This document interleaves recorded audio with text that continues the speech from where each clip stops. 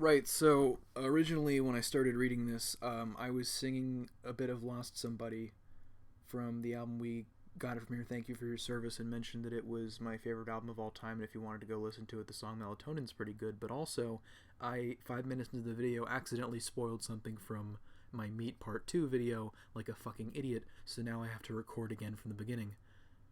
Was there anything else I wanted to mention? Right. Uh, I'll mention it when it comes up again. I'm so fucking dumb, dude. Ugh. Stupid. Stupid. Stupid. I fucking put a spoiler in the recording and now I gotta start over again.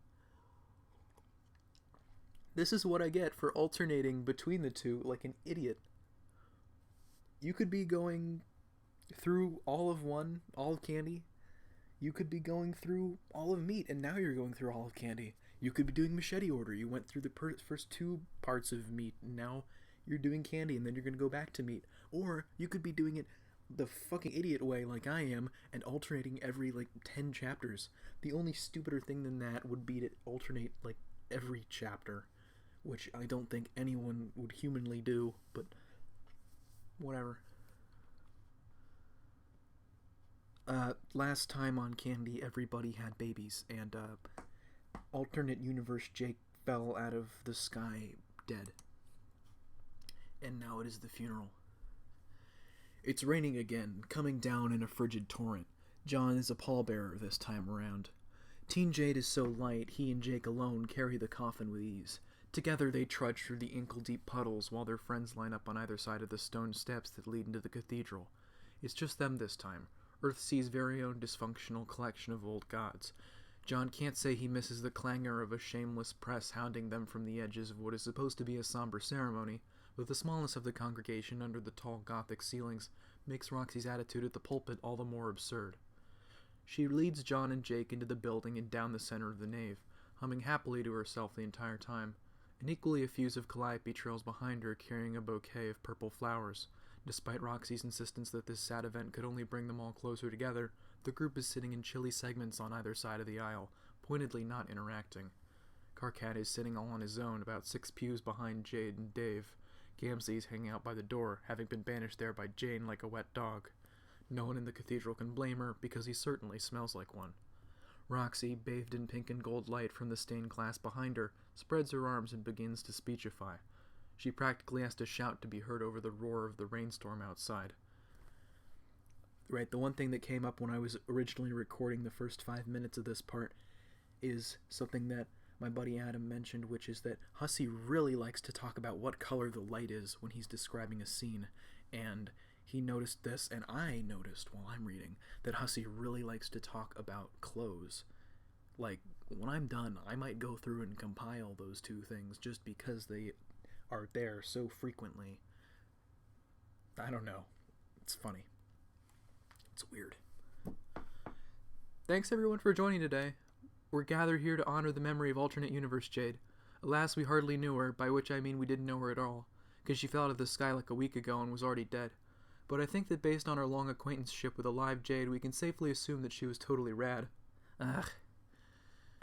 So we're all here to contemplate the vast cruelness of the universe that such radness was plucked in its prime.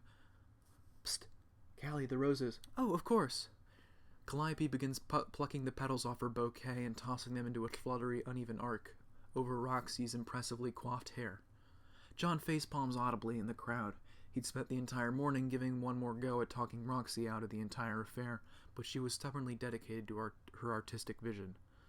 You gave it the old college try, chap, Jake said to him earlier as he waxed his mustache in the mirror. But it's better for a man to just let his wife do whatever she wants. I promise you'll experience less pain that way, old boy.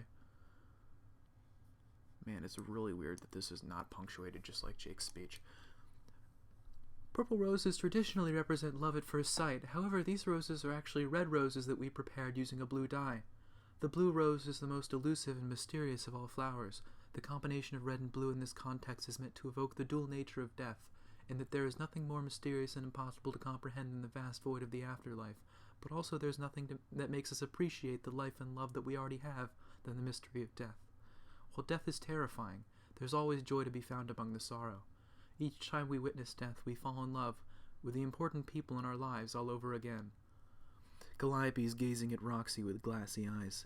She sniffs as she plucks the last petal from her rose. A breeze washes through the cathedral from the crack in the door at the end of the room, brushing the petal off course and causing it to get stuck in Roxy's oversprayed hair. Calliope reaches out with a visibly shaken hand to remove the plant offal, but she does not draw back. Instead, she lets her hand graze down the side of Roxy's face and cup her cheek. Roxy puts her own hand over Callie's and holds it. John tilts his head and squints at the image in front of him. Oh, Callie, that's a beautiful metaphor. Aw, thank you, Roxy. Don't sound so humble. It's very, very deep. I just can't take credit for an external inspiration. Oh, Mal, come on, Callie, you're the literal muse. Yes, but you're... This very tender scene is cruelly interrupted by the sound of the cathedral door slamming open. Everyone whips their heads around to see, of all people, Aradia hovering in the foyer. Her wings radiate a soft ephemeral glow that paints the walls around her pink and red. Solix is with her, feeling his way into the church along the grain of the door. He's soaked head to toe. Oh my god, it's Aradia. Which I'm very happy about. Oh no, do we miss the entire corpse party? I hope not. Yes, that would be such a tragedy. Oh, shush you. The tragedy is what I don't want to miss. Karkat jumps to his feet, eyes so wide they're practically popping out of his head.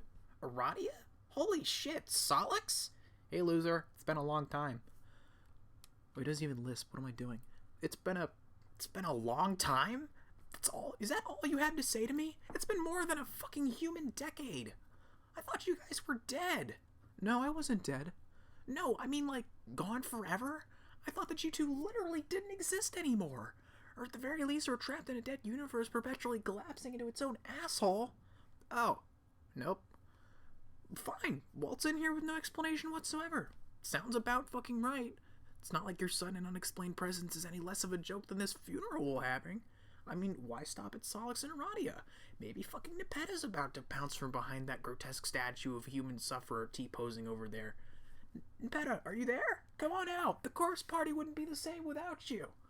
Shh, everyone! There'll be a reception with cake and candy after the service. You all can have your poignant reunions then.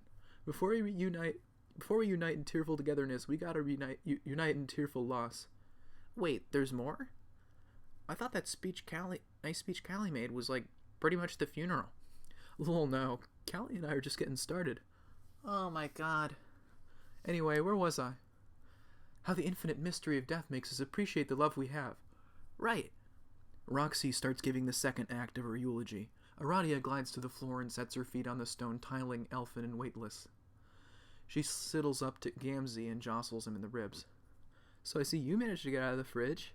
I didn't just get out of the fridge. I was set free, sister. I see. When the door of that fridge popped open, it was like I'd be all seeing the light and shit. Well, yeah, that's what happens when someone opens a door to a totally dark enclosure. Fuck, I still can't believe you're this stupid. Oh, wait, I can. No, brother, it's a motherfucking metaphor. A metaphor for the miracle of redemption. Redemption? Yeah, check it the fuck out. I did my redemption arc. Is that so? I've been doing all kinds of good deeds, the lost motherfuckers. Preaching the holy word, making out with orphans. Oh, Isn't it kissing orphans? Let him talk, Solix. I even got a healthy, mutually fulfilling Christmases going on with that foxy human broad up front.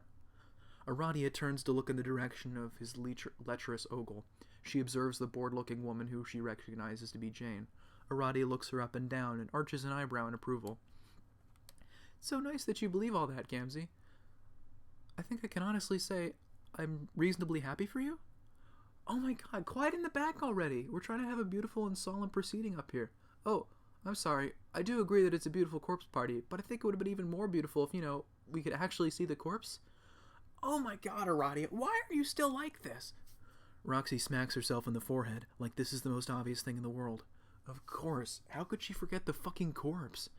Oh, lol, you're right. I can't believe that slipped my mind. Hey Jake, a little help? I'm like hella pregnant here and shouldn't be doing any heavy lifting. Jake leaps from his seat, very enthusiastic to be freed from the ice-cold grip of Jane's perfectly manicured hand. He jumps onto stage and begins unlatching the coffin while Calliope throws more rose petals for some reason. Living Jade slumps in her seat a bit, beginning to look green.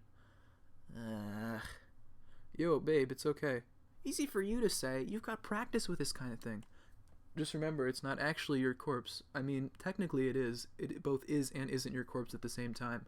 Which, yeah, the longer you look at it, the longer you think about it, the more that fucked up it gets. But also, when you objectively think about the combined multiverse being a huge tangle of interrelated but totally random events, it's only chance that this specific life is the one you ended up living, and you and that corpse could have just as easily switched places, but also that would never actually happen because it's not how paradox space works. Anyway, my point is that nothing really matters, so chill out. I love you with all my heart, Dave, but you're really not helping right now. With a grunt, Jake pries at the coffin. The lid creaks open and hits at the side of the pulpit with a loud crack. The noise reverberates through the entire cathedral, shaking dust off the unused pews and rattling the iron in the stained glass windows. Outside, a clap of thunder follows. Aradia vaults into the air and flits over the pews to get a better look at the body. Teen Jade remains in the bloody space outfit she crashed to Earth in, since nobody was willing to dislodge the huge otherworldly shard from her chest in order to change her. But Roxy has done the corpse's makeup beautifully and fashioned her a lovely flower crown. If not for all the blood caked down her front and her conspicuous impalement, she'd look like she was merely sleeping. Now this is more like it. I can't look. Oh, here. Dave slings an arm around her shoulders. She starts to snuggle in, but Dave is absolutely not initiating physical contact here for the purpose of getting his cuddle on. Instead of cradling Jade in his arms, he uses his hands to cover her eyes. What are you doing? Emotional support, yo. Dave. What? I'd like to see you do better. Me too, actually. I'm sorry, but I'm not the one whose questionable consolation tactics are on trial here. This isn't a trial, it's a funeral. They got a point, Rose, you gotta admit. A point about what? You're not great at consolation? Just saying. Oh, you don't know the half of it. Excuse all of you, but I'm an excellent advice giver. Nobody said anything about advice giving, Rose. Oh yeah, the advice is top notch, but you're kind of a weird person to, like, cry in front of? No offense. What?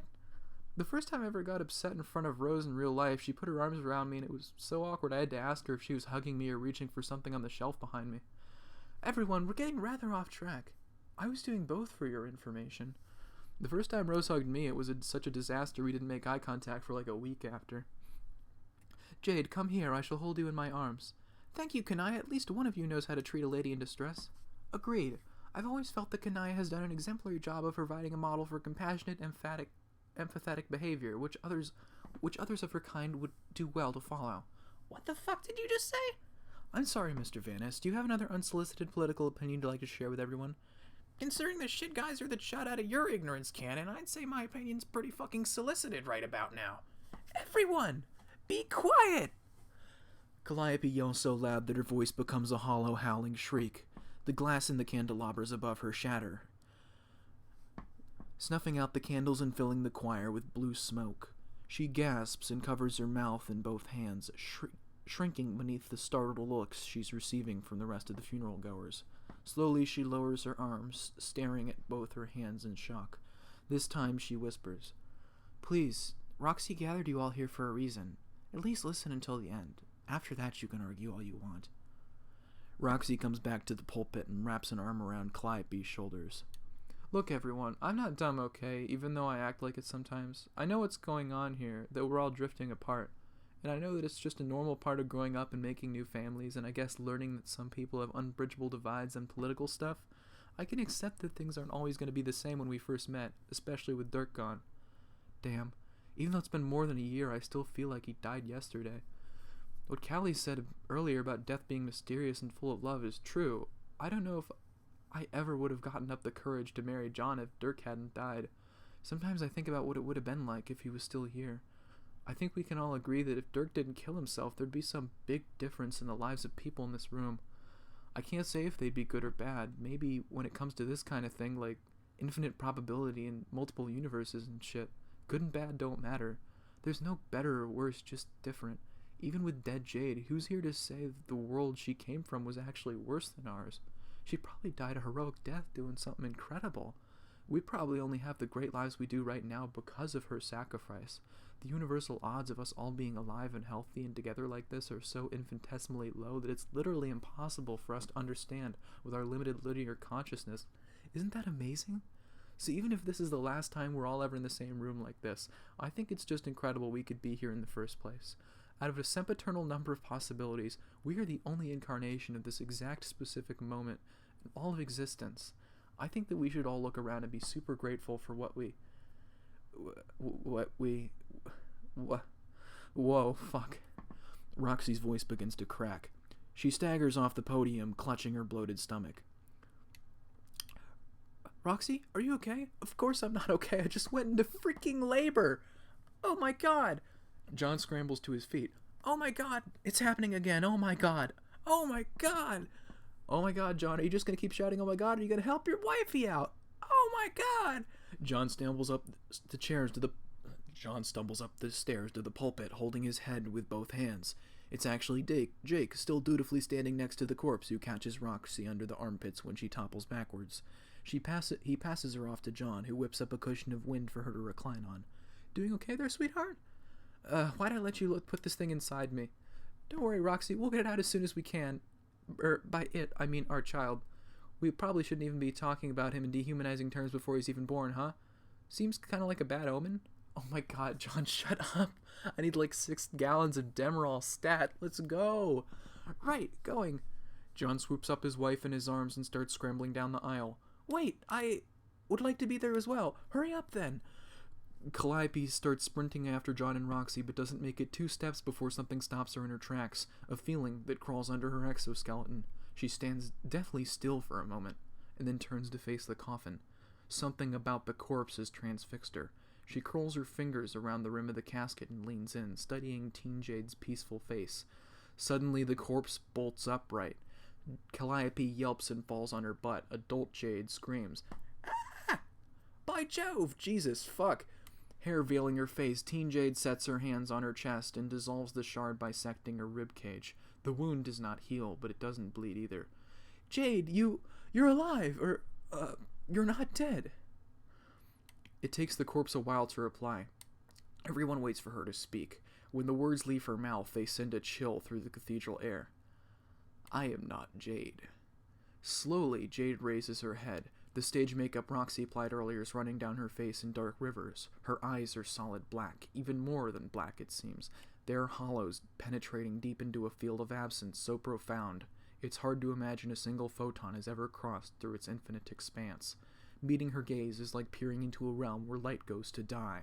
Calliope finds the sensation disturbingly familiar. Then, who are you? You know who I am, Calliope. We met once years ago. You were dead, and so was I. Calliope now understands exactly who's speaking to her. She tenses up, scuttles backwards, and begins tumbling down the stairs into the aisle. She starts running before she's even up on both feet, clawing the carpet, ragged in her desperation to escape the cathedral. The congregation watches her go, but no one moves to help her, or even looks in her direction. In her wake, she leaves a primal, echoing wail. The door closes thunderously behind her. Her scream can be heard behind the doors, growing quieter as she recedes into the distance. Kanaya adjusts the buttons on her very fashionable morning gloves and sighs. This is certainly a turn of events. I'll say, at first I was underwhelmed with the proceedings, I have to admit, but that was quite the twist. This may be one of the best death-related celebrations I've ever seen. Top 5, at least.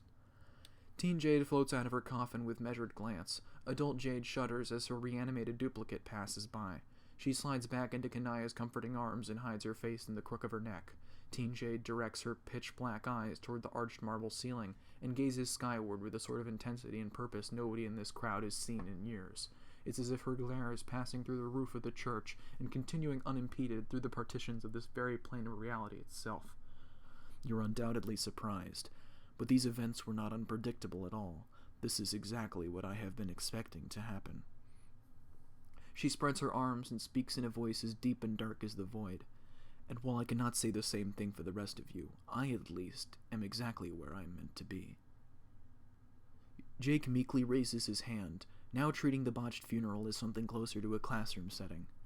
Hey, not to come off as a total idiot here again, but who are you supposed to be? She directs the powerful vacuum of her hollow glare towards the total idiot. She regards him for a moment, radiating a sense of disdain for what may very well be the greatest source of living ignorance she has encountered in her many eons of existence. My name is Calliope. I am the muse of space. and I have entered this body to protect your world. Hey, John. Time for your regular checkup.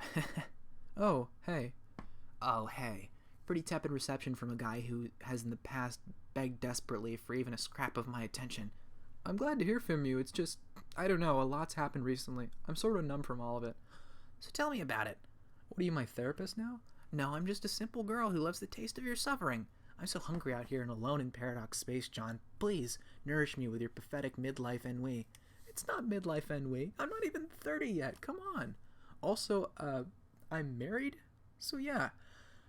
Lol, what does that have to do with anything? Never mind. So what's up with you? Oh, same old, same old. What are you doing right now? Oh, I'm at Harry Anderson's birthday party. Sounds important. Maybe I should let you go then. No, I mean, it's fine. I can talk for a bit. And then leave Harry Anderson hanging? Wow, Egbert. You think an elderly man like you would know more about decorum than me, a rowdy youth? Harry Anderson's basically just a baby who doesn't understand anything. A baby kinda like you. So who's Harry Anderson? Oh, that's me and Roxy's son. Oh, cool, he got born. Yeah, Terezi, he got born like 3 years ago. It's been that long? Wow. Yeah, wow is right. Where the hell have you been? Lost. Lost how? Like, literally, physically lost, or metaphorically lost? Both, I guess. Terezi. Oh no, don't you dare use your pitying ellipsis at me, John Egbert. Sorry, it's just kinda hard to not do that every time. When every time you go, I have no idea if I'll ever talk to you again. Okay, you're obviously not in a place to talk right now. I didn't contact you because I wanted to deal with your weepy separation anxiety. Now how about I make this easy for you and just log off? No, please, don't go. I'm sorry for being all human and weepy. I'm actually in a pretty okay place for this, for once, I think. Calm down, I wasn't finished. Listen, I'll text you back in 5 minutes. That'll give you some time to emotionally process the harrowing experience of actually hearing from me again. Promise me it'll only be 5 minutes? Why? 'Cause I worry about you. I just don't want you to leave me hanging for another year, making me wonder if you're dead. Please? Fine. I hereby solemnly swear that upon the book of dumb, needy losers that I will text you in exactly 5 minutes. Whew, thank you. Time skip. Okay, it's 5 minutes later. Don't tell me another 2 sweeps have passed. No, just a couple weeks. Oh boy, what a couple weeks, though. You would not believe what's happening right now. Have I ever not believed what was happening when you said I wouldn't? No, but to be fair, this one is especially wild. Here, wait, let me take a picture. John Egbert sent Terezi Pyrope the photo ghosttrain.jpg. What the actual fuck? It started just a few days ago. The sky above the capital of the Troll Kingdom just cracked open and ghosts began raining down everywhere. Actually, now that I think about it, I guess it started 3 years ago when a dead teen version of Jade fell from the sky and crashed into the ground during a picnic. Huh. That only affected our group, though. This whole thing with the troll ghost has been a huge international incident. The political situation surrounding trolls was already tense enough without adding a gigantic population of immigrant ghost trolls to the mix. Wait, what happened?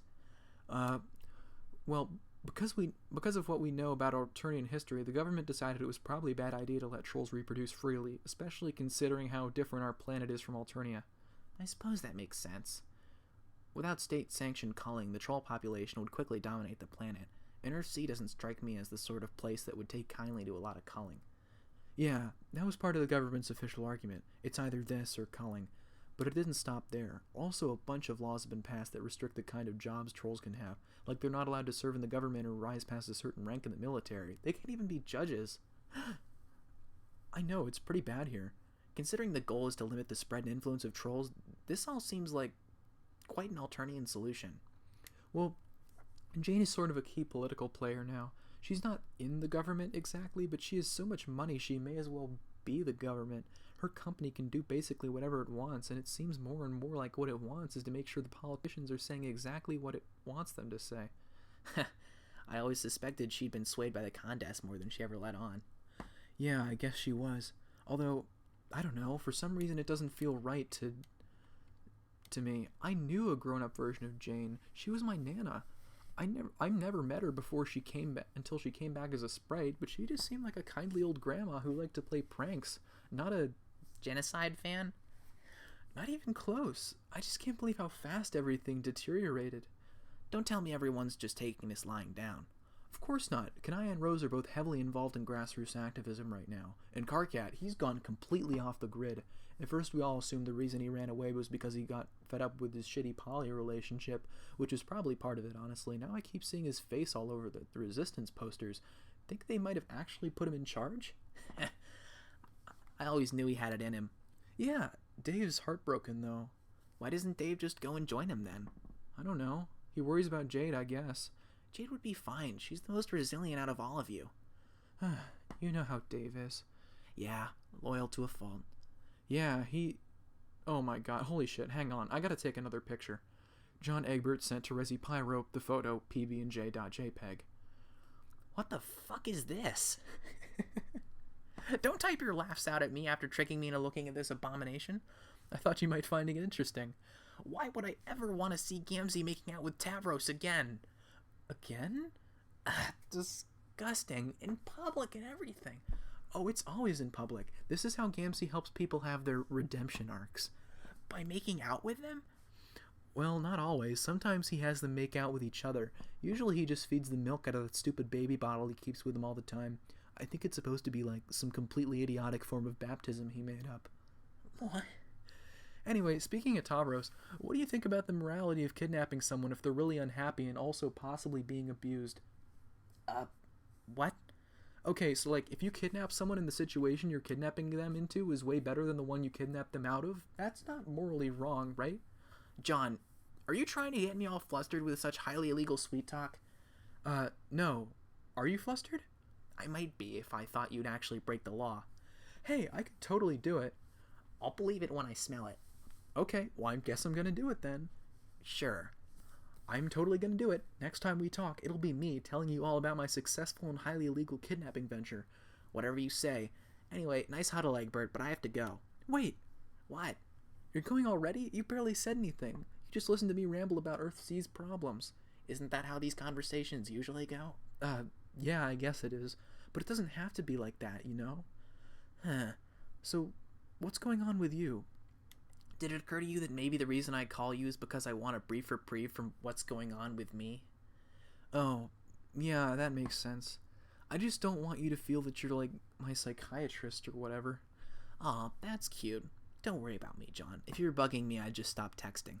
Well, cool. If I'm not bugging you, then can I ask you a favor? It's certainly within your power to ask me for a favor. I can't promise to fulfill it.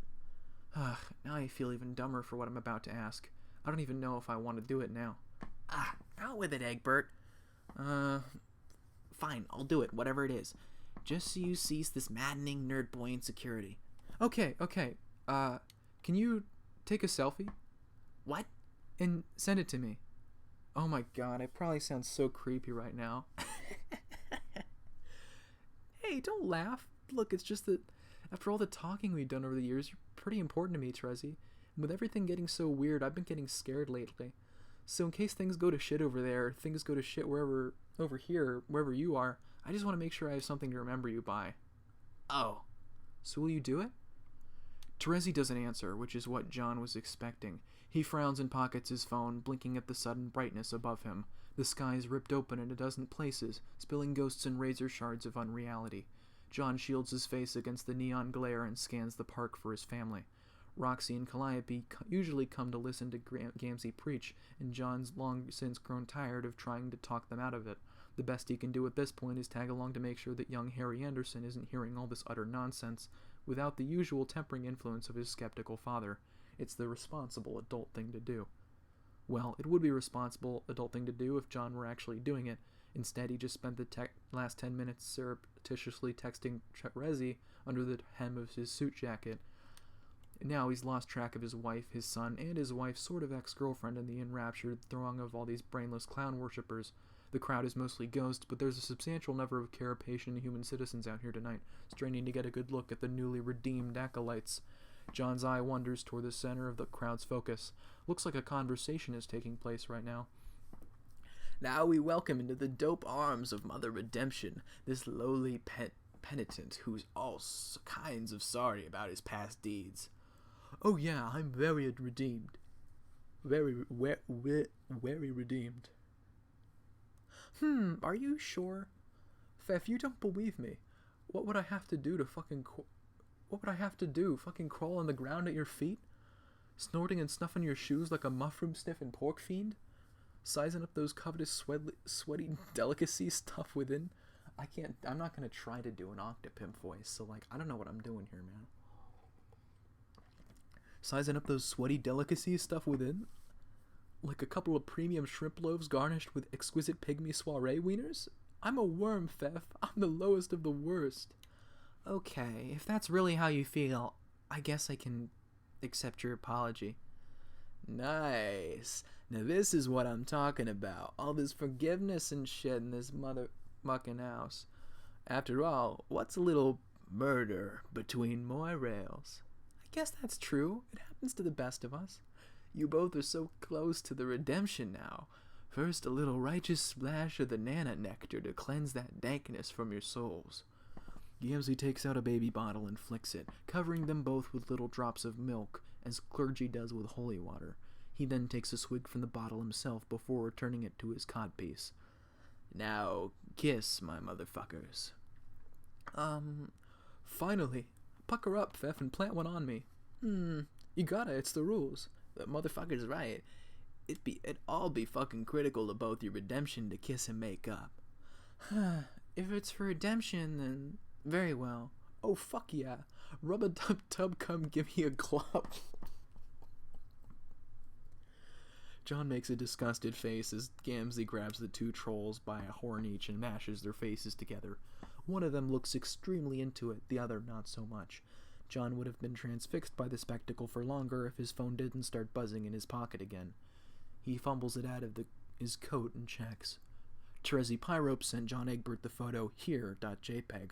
He looks around, then presses accept, embarrassed to realize how fast his heart is beating. Before he can look at the photo, a familiar voice breaks through the din of the crowd. Yo, John, over here, hon. John puts his phone away quickly. Roxy's holding Harry Anderson up on the shoulder. John can see his son's face, grinning and bright-eyed, bobbing above the crowd. He returns the smile and starts to make his way toward his wife. Just then, a dark shadow passes over the park. The crowd falls silent as they raise their heads to watch a drone ship pass by overhead. Its design is insect-like, splitting into many jagged branches, each decked out with weapons and cameras. It's completely silent, encased in armor with a bright red finish, smooth and seamless. It's often cited by Jane as the crown jewel of Crocker Corp's various military contracts with the government. John reunites with his family and takes Harry Anderson from Roxy. The toddler buries his face in John's chest to escape the horrible sight crawling across the sky above them. Calliope clasps her hands together and stares at the ship with a terse expression. It's getting less and less unusual to see those in the Troll Kingdom, isn't it? Yeah, I can't help but think the government's getting ready for something big. Mal, you worry too much. Janie's got her head on straight. She'll show you yet. Let's not think about this right now. Or talk about... Yeah, you're right. It's getting late anyway. We should head home. See you next week, Callie? Oh, yes. Always, Roxy. That night, after he and Roxy put Harry Anderson to bed and Roxy retires to their room for the evening, John goes to his office and prints out the picture of Terezi. He doesn't have any nice photo paper to put it on, so it comes out too dark with all the colors smeared. He scrubs the printer history settings when he's finished. When his anxiety is assuaged, he flops down in the spinny chair at the center of the room and studies the picture. Terezi doesn't look all that much different from how he remembers her. A little more worn, maybe. Thinner and older and a little more tired, but it's her. She's smiling and holding up a hand in a cheeky wave that suggests neither a greeting or a farewell. The light from the phone screen is reflected in her glasses. John can't see her eyes. He folds the picture into quarters and slips it into his wallet, behind Harry Anderson's baby photo. He then turns off the light and goes to bed. Man, these are long.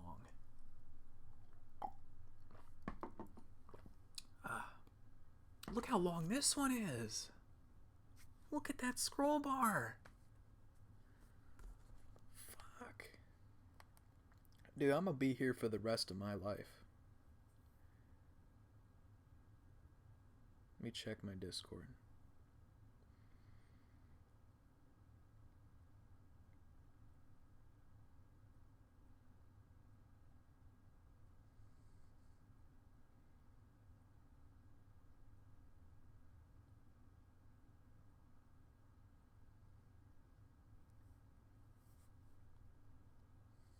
I'll have to respond to that later. I really have not been paying attention to the reactions of Actually, no, that's way too specific to talk about here. Just what some of my friends think about the epilogue, really.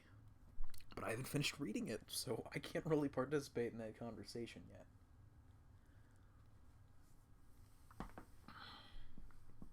Honey, you ready to go? Yes, sweetheart. Give me a second.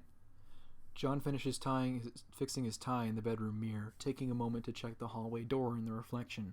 Roxy hasn't come looking for him, which is good because he's still got a few things to prepare, and he'd rather she didn't see the items he's about to pull out of their closet.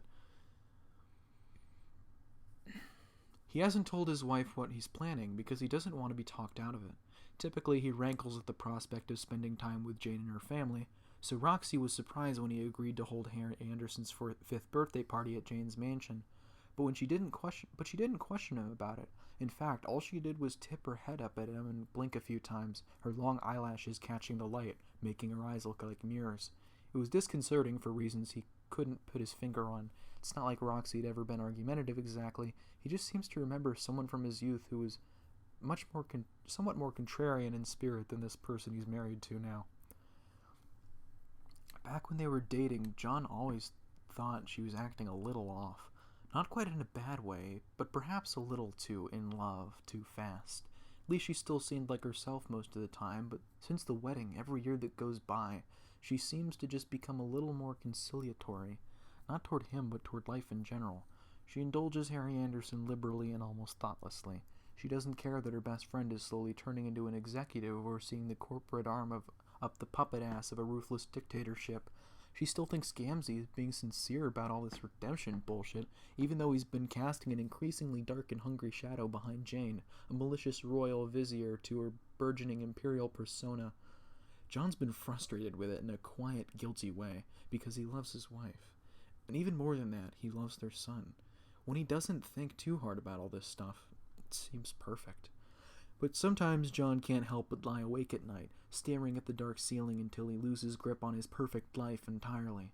He starts to fear that if he closes his eyes, he might reopen them to discover it was all an illusion. Harry Anderson, Earth C, Lord English's alleged defeat, or maybe, stretching even further back than that, the trolls, the game, everything important and exciting that's ever happened to him. Was it all a lie? Like some big prank? No, at least some of it had to be real. Dave, Jade, and Rose are real. Their friendship is real. At least it used to feel that way. He needs to believe it still is. And what about Terezi? She's real too. John's got that picture to prove it. Burning a hole in his wallet. Yet he keeps it there, because at least it feels like something. It's the same feeling that makes him do subtle things to push against his wife's placid demeanor. He never quite tries to start a fight, but at this point he wouldn't mind having one either. At least it might help reassure him that she's real too. If she doesn't get upset after what he's about to pull today, then John doesn't know what he'll do. He goes to the closet and unhinges the bottom of the drawer where he keeps all the identical blue ties. In the secret compartment are some tools: graphene wire, a multi-tool screwdriver, molding plaster. John's so focused on finding places in his coat to hide all these things that he doesn't hear footsteps behind him. Dad? What are you doing? John spins around, startled. It's just his kid, although already looking uncomfortable in his tweed jacket and knee socks. John kicks the closet door closed. He already has everything he needs anyway. Just getting your gifts, Harry Anderson. It's your birthday after all. But I already opened all the gifts from you and Mom. Dad, are you telling a fib? John ruffles his son's hair and shoots him one of the patented Egbertian winks. He decides then and there that a good father wouldn't need to keep any secrets from his son. No, a good dad will always let his son in on the joke, no matter how much trouble he might be about to get himself in. Pause. Harry Anderson, don't tell your mother, but we're getting a new addition to the family today. It's little Tavros Crocker who opens the door to Jane's opulent mansion. He's still so short that he has to stand up on his toes to reach the knob. He stares up at his visitors with a serious expression, the prescription on his spectacles distorting the size of his pupils so they look like big, wet, depressing sinkholes. John's heart wrenches at the sight of him. He's so young, but he always looks so somber and sad. Oh, hello, folks. You're a mite early, don't you think? Nope. Actually, Dave and Jade materialize behind everyone, he in a pressed red suit, she in a glittering space dress. They're both holding gifts wrapped in spare printer paper. Dave adjusts his sunglasses and smirks at Harry Anderson. You're exactly 30 seconds and like 68 nanoseconds early. Oh, F off, Dave. You're getting even cornier than John, and you're not even a dad. I don't know, my guy Harry over there seems to be enjoying my material. It's like you're a living atomic clock. Man, I love this kid. What kind of 5-year-old is into atomic clocks? Damn, every time I see him, I just want to pinch his cheeks and tell him about what things were like when I was his age and shit. If you like little kids so much, Dave, then why don't you just buy one? Jade, I know exactly what you think we're doing there is like smoothly inserting the idea of us one day adopting kids into the conversation, but you actually just described as literal slavery, which is both illegal and bad. Maybe you're the one who's illegal and bad. Ever think of that? Nope, never once crossed my mind. Anyway, John, Roxy, you heard the lady. Can we buy your kid? No, he's not for sale.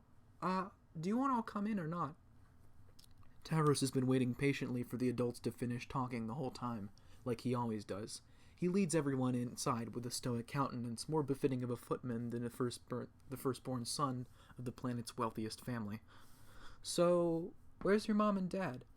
They're still in, auspicious counseling. With Uncle Gamzee. Oh, woof. Woof is right. Hey, Tavros, is Vriska here? Unfortunately, Harry Anderson, Rosen and I aren't on speaking terms with your Aunt Jane and Uncle Jake anymore. Why not? Roxy sighs loudly through her nose. She hates talking about this shit. 'Cause the political situation. What's a political situation? Mother's been advising the human government that they should do their best to, exclude trolls from the seats of power in all branches of public service, and, Aunts Rose and Kanaya don't like it because some of the legislation in the works could, delegitimize their marriage. I have no idea what any of that means. The adults exchange confused looks. It's more than a little jarring that this 5-year-old kid seems so well educated on the intricacies of xenophobic political policy. But then again, this is Jane's son, they remind themselves. Anyway, why would you want Vriska to be here? Why ruin a nice party? 'Cause she's super fun. She's not fun, she's mean. Yeah, to you, 'cause you're a wuss. Harry Anderson Egbert. Don't call other kids wusses. Hey, what's wrong with being a wuss? Harry, my dude, you need to unplug from toxic masculinity. From what? What have you been teaching this kid? Dave, sometimes I really can't believe this is the adult you chose to become. It's actually great, isn't it? Yeah, I guess so. Dave rustles Harry Anderson's hair. It's nice that Dave is so woke and great with the kids, but that really does invite the question of why he and Jade don't have any yet. There's still something sad and wistful about Dave at the moment, as he pointedly avoids letting Jade take his hand as they're led to the game room. Jade and Dave still laugh and trade barbs with each other like they're old friends, but there's something disconcertingly sterile about it. John can't help but think about the last time they were all together like this in Jane's mansion, and the look on Karkat's face when he stormed out of the foyer. Everyone settles down in the game room except Tavros, who stands by the door with his arms folded behind his back as if waiting to be ordered around. Harry Anderson is opening his gifts from Jade and Dave when a door upstairs slams open so hard it rattles all the crystal glasses arranged nearby on the table. You are such an unbelievable dunce, Jake English. I can't believe that I work so hard to have to come home to your feckless tomfoolery every day. My goodness. What gives you the right to talk to me that way? Jake's side of the conversation's too far away to hear, but Gamzee's unmistakable mush-mouthed voice floats down the hallway between the sharp edges of Jane's shrieks. And you're not even proficient in bed anymore. What is even the point of you if... Hey, calm your tits, baby. Silence, clown! Tavros stares at his feet, wearing a strained expression. It's fine. My parents are Kismesies after all. Jane storms downstairs. Her guests are completely silent at the sound of her heel echoes down the hall. She steps into the room, her face still twisted in rage and disgust. The moment her eyes fall over her gathered friends, however, her expression changes like someone flipping a switch. She smiles, looking cordial and perfectly present, fluttering her lashes like there's nothing in the world more important to her than being an excellent host. It's interesting that Jane is oppressing trolls, but also using it, troll biology of Kismesis to justify her shitty behavior. Oh, hello everyone. I'm sorry I was not able to greet you at the door. I had some pre-appointed business to attend to. I trust that Tavros led you all inside without trouble? Yes, ma'am. Good boy. Jane pats him on the head as she goes by, patronizingly, like you'd pet a dog. Or Gamzee. Harry Anderson, my dear. Auntie Jane. Jane stoops down to her knees and throws her arms open. Harry Anderson bolts across the room and throws himself into her ample chest, nuzzling into her cheek as she laughs and ruffles his hair fondly.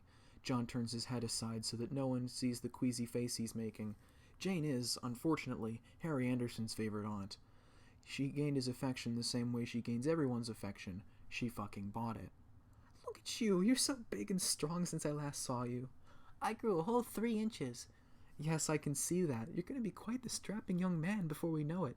Since it's your first milestone birthday, I've instructed my staff that you're going to be spoiled like a little prince today. Right now they're finishing off your cake. It's a recipe I invented just for you. Gosh!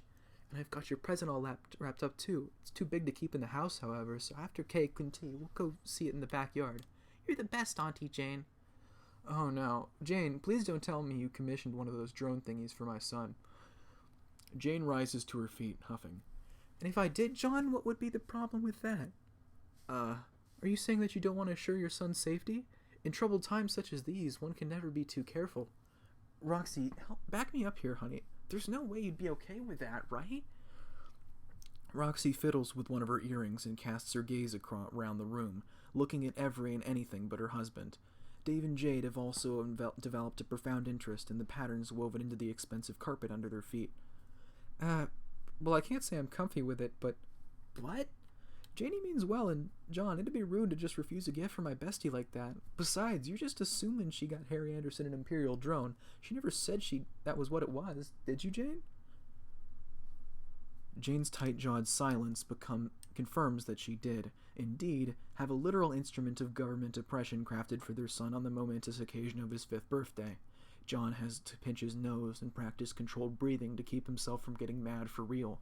Getting in an argument right now would totally fuck up all his plans. Okay, fine. You know what? I don't care. Really? Yeah, it's whatever. I get it. Jane's just trying to show that she cares. You know I do adore my little Harry Anderson. What I do care about, however, is that cake. And not eating it, I mean. Excuse me? Nothing personal, Jane. It's just that I'm not the biggest fan of cakes. Instead, I was wondering if maybe I could go visit the trophy room? You know, or the one where Jake keeps all the memorabilia from that dumb show he used to be on. You mean poppin' and hoppin' pistol lockin' with Jake English? No. Or do you mean doing the Charleston with notable social figureheads, stars versus enemies of the state with your local host Jake English? That one's still running, isn't it? Unfortunately, yes. Yeah. That's definitely not the one I was talking about. Oh, you mean Afternoon Gillygaffy amongst the common folk with your host Jay Gishigun McGee? No, God, those all sound so bad. I mean the one with Dirk.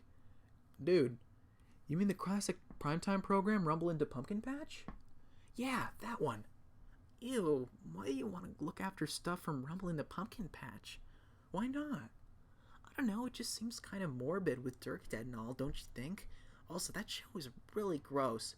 I support Jake in whatever he does, but it was so sweaty. Yeah.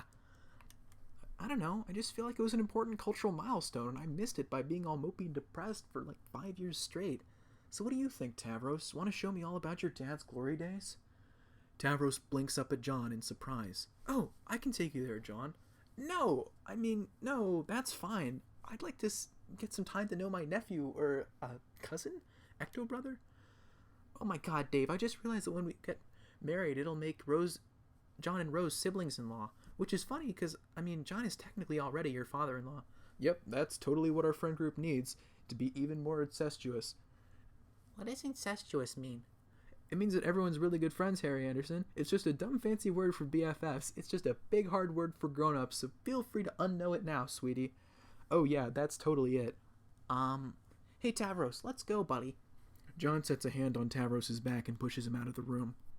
When they're upstairs together, far enough away from the party, Tavros wrenches his hands together and asks, Uncle John, what's the reason we're up here? Oh, so I could see that you were getting uncomfortable. You don't like being around big crowds like that, do you? ... But you don't like to be alone either. ... Well, not in this house at least. I wouldn't want to be alone here either. It's not a very nice place to live, is it? I'm not sure I understand your meaning, Uncle John. Here, come with me. John grabs Tavros by the chubby wrist and begins dragging him around a corner, from one featureless white hallway to another. This isn't the right way. Hey, I know. Hey, Tavros, why don't we just go to your room for a minute? Oh. Tavros tugs on John's hand and leads him back a few steps. With his free hand, he pushes the door open, revealing a large, tidy bedroom. Four-poster bed, a perfectly arranged bookshelf, not a single toy out of place or on the floor. The room obviously belongs to a 5-year-old, judging by the colorful wallpaper and irreverent clown-themed bedsheets, but there's nothing in it to suggest individualized expression of a developing personality. Tavros sighs, his facial expression unchanging. He looks resigned to life in general as well as whatever it is he's experiencing from this particular situation. Wait, what is he experiencing from this situation, having been led away to a secluded part of the house by an adult? What has he been taught to expect? Tavros, is everything okay? Yes, Uncle John. Why do you ask? You just seem, I don't know, sad. I feel okay. It is a happy day after all. It's Harry Anderson's birthday. There's good reason to be happy. Yeah, but what about you? Are you actually happy about it? About everything going on here? I suppose. My mother tends to get displeased when I'm unhappy, so... John walks a little farther into the room, inspecting the surroundings. He can hardly find a single fault, not a wrinkle in the sheets, nor a... John looks down. He takes a step back to set his foot on part of the floor he just stepped on. He lifts it again, with some tacky resistance tugging at the sole of his shoe. The floor is sticky here, like the floor of a movie theater. He bends down to touch it and gives it a little sniff, just as he thought. Fago. Tavros, does Gamzee ever come into your room? Possibly. He's often found to be in so many places.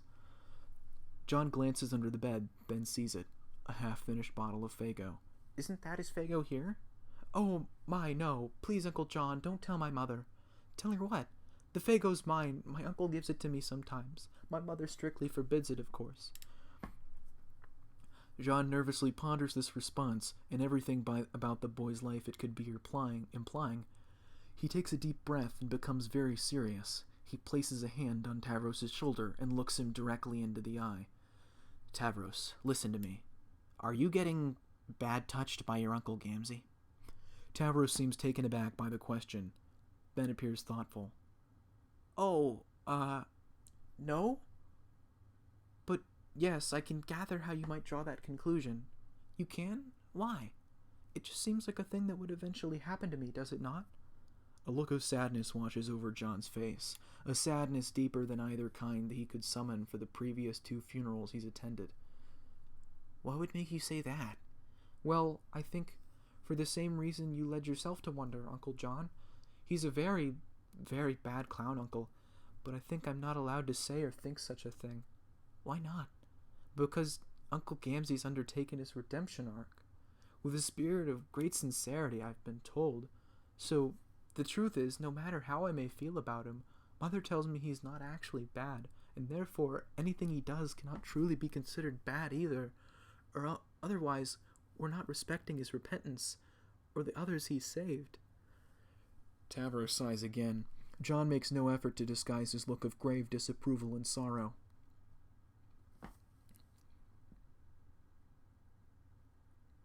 Is Tavros a human baby or a troll baby? Pretty sure he's a human baby.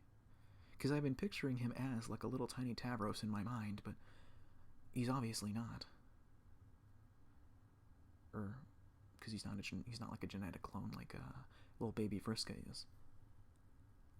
Man, this is so fucking wild, and I kind of enjoy it for how crazy it is, really. but, there was a thought in my mind, and I think I lost it.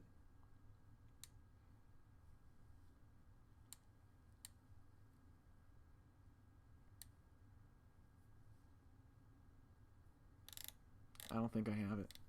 No. I should drink some water, though.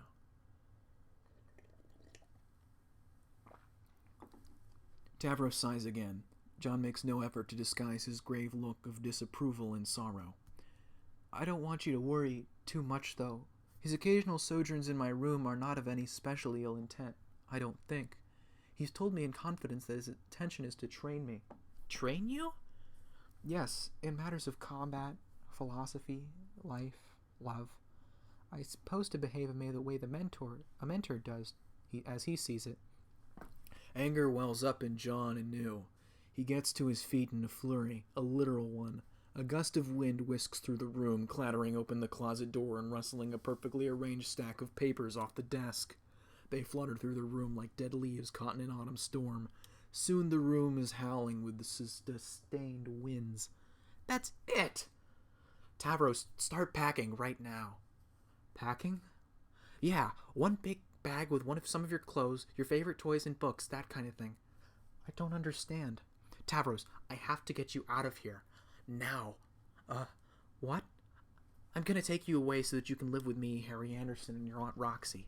You won't have to live here anymore. No more being alone all the time. No more weird troll maids or listening to your parents fight. And no more Uncle fucking Gamzee. That does sound jolly good, Uncle John. Then what are you waiting for? Start packing! Well, I would, except we can't go out without tripping the security. Mother's taken great precautions to make sure I never... Don't worry, kid. I came prepared. John produces his screwdriver and a length of wire from inside the pocket of his suit jacket. We're leaving through that window, one way or another. Tavros takes a sharp breath before spinning on his heel and stumbling toward his closet. John catches the ghost of a smile on his face before he turns, and that's all it takes to turn the pounding of his heart from terrified to thrilled. Yes, what he's about to do will probably send shockwaves through their already fragmented friend group, but Jane's the one who started it. She brought this on herself. John starts opening the window, using all the tricks he's memorized from tutorials on the deep web to bypass the security bolt. He whistles to himself, thinking about how happy Tavros is going to be with him, Roxy, and Harry Anderson.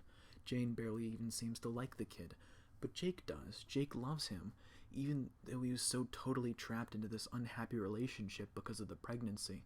So it seems to John, the only way to save Jake from this unspeakable prison is to subtract the only thing he cares about. Roxy will be mad at first, but John is certain that she'll what? Acquiesce? Is that really what he wants? He considers with a sense of guilt how exhilarating it would be if she finally fought him on something. John starts laughing to himself when the window pops open suddenly. No alarm goes off. The deep web was right. Fresh summer air rushes in and fills John's lungs. His head swims with the giddy, high feeling of being on the verge of getting away with some shit. Wow, this is why people commit crimes? It feels so good. He can't wait to tell Terezi that he's done something so bold and illegal. He starts laughing louder. Tavros is laughing too, quiet and cautious at first, but picking up steam as he begins to taste the sort of freedom he has never allowed himself to imagine. John turns, shocked to see Jade standing in the bedroom doorway. She looks like a shadow with her dark hair hiding her face. John can't tell what kind of expression she's making under there. She speaks softly. John, what are you doing? Nothing. Just, fixing this damn broken window is all. She twitches her dog ears and raises her face. Her mouth is a neutral line, but her eyes are burning furiously. I heard everything. The two of them stare at each other for a long time. John isn't sure how he's supposed to read this moment. He used to know Jade better than he knew anyone, but in recent years she's passed him by just like the rest of the world. Tavros is cowering in his closet, fiddling with the strap on his backpack. So, what are you going to do? Tell Jane? Jade flinches like she's been hit. She flicks her tail, breaks eye contact. John, I wouldn't do that to you. You'd probably end up on Jake's stupid execution dance-off show. Then are you going to help me? She shakes her head. I can't do that either. You know that this is just going to make everything worse, right? Jade, I don't know where you've been these past few years, but I don't think things can get any worse. I mean, even today, Jane was up here hollering at Jake about how his dick won't work right when she knew she was We were all waiting for him downstairs. I know, but all you're going to do by kidnapping him is piss everyone off. Excuse me, dearest aunt, but is it kidnapping if I badly would like to go? See? I understand where you're coming from, but I don't think you've actually thought this through. Yes, I have, because I've been planning it for years. I know that I've been pretty, flaky in the past, but this is really important. I know what I'm doing. Jade sighs in frustration and pushes back her bangs. John, Jane is one of the most powerful people on the entire planet. Do you really think you can keep him away from her if she wants to get him back? I'm sorry, but you don't know them like I do. If you know them so well, Jade, then you know why I have to do this. I'm on your side here. I know that Jane hasn't been the best parent, but stealing somebody's child? There has to be a better way. A gust of wind blasts in through the window and blows back Jade's hair, leaving it all mussed over her shoulders. John points at her. If there was another way, we would have found it by now, but there isn't one, because everyone's been all brainwashed by marriage or whatever the hell happened over the last 2 years that made things this way. It's like everyone just talks past each other all the time. John, I'm the only one who ever seems to realize that something's wrong. I would be really chuffed if the two of you, even you, Jade, you're not listening to me right now, would stop quarreling and listen to me for a spell. That's why Carcat left, because you didn't listen to him, just like you didn't listen to Dave. What the fuck, John? This isn't about me and Dave. Yes, it is. I mean, not directly, but cosmically. Yeah, it is. Cosmically. You knew that Dave and Carcat were in love with each other, but you went ahead and totally messed with their relationship anyway. What? Jade, don't pretend you have no idea what happened. I can't believe... John, that's such a low blow. You don't know the first thing about me and Dave's relationship. I know more than you think I do. I know that you pressured them into the whole relationship. I know that they both hated it and only went along with it because they care about you and felt obligated. And Jade, I love you, but honestly, how does that make you any different than Jane? I'm nothing like her. You're nothing like the Jade I used to know either. The wind in the room picks up. It skates against the walls, dislodges books from the shelf, gets under the bed sheets and balloons them off the mattress. The Jade I used to know was caring and selfless. All you ever wanted was for your friends to be safe. You weren't this selfish. Oh, is that what this is about, John? You don't like it now that I'm not some helpless princess in a tower anymore? You don't like it that I'm doing things for myself now? What the hell are you talking about? Seriously, Jade, I don't even know who you are anymore. Well, I can certainly say the same for you right now.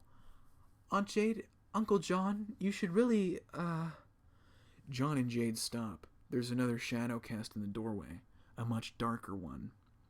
Excuse me, she says in a sugar-sweet voice. Jane, but what the fuck is going on in here? Oh, no.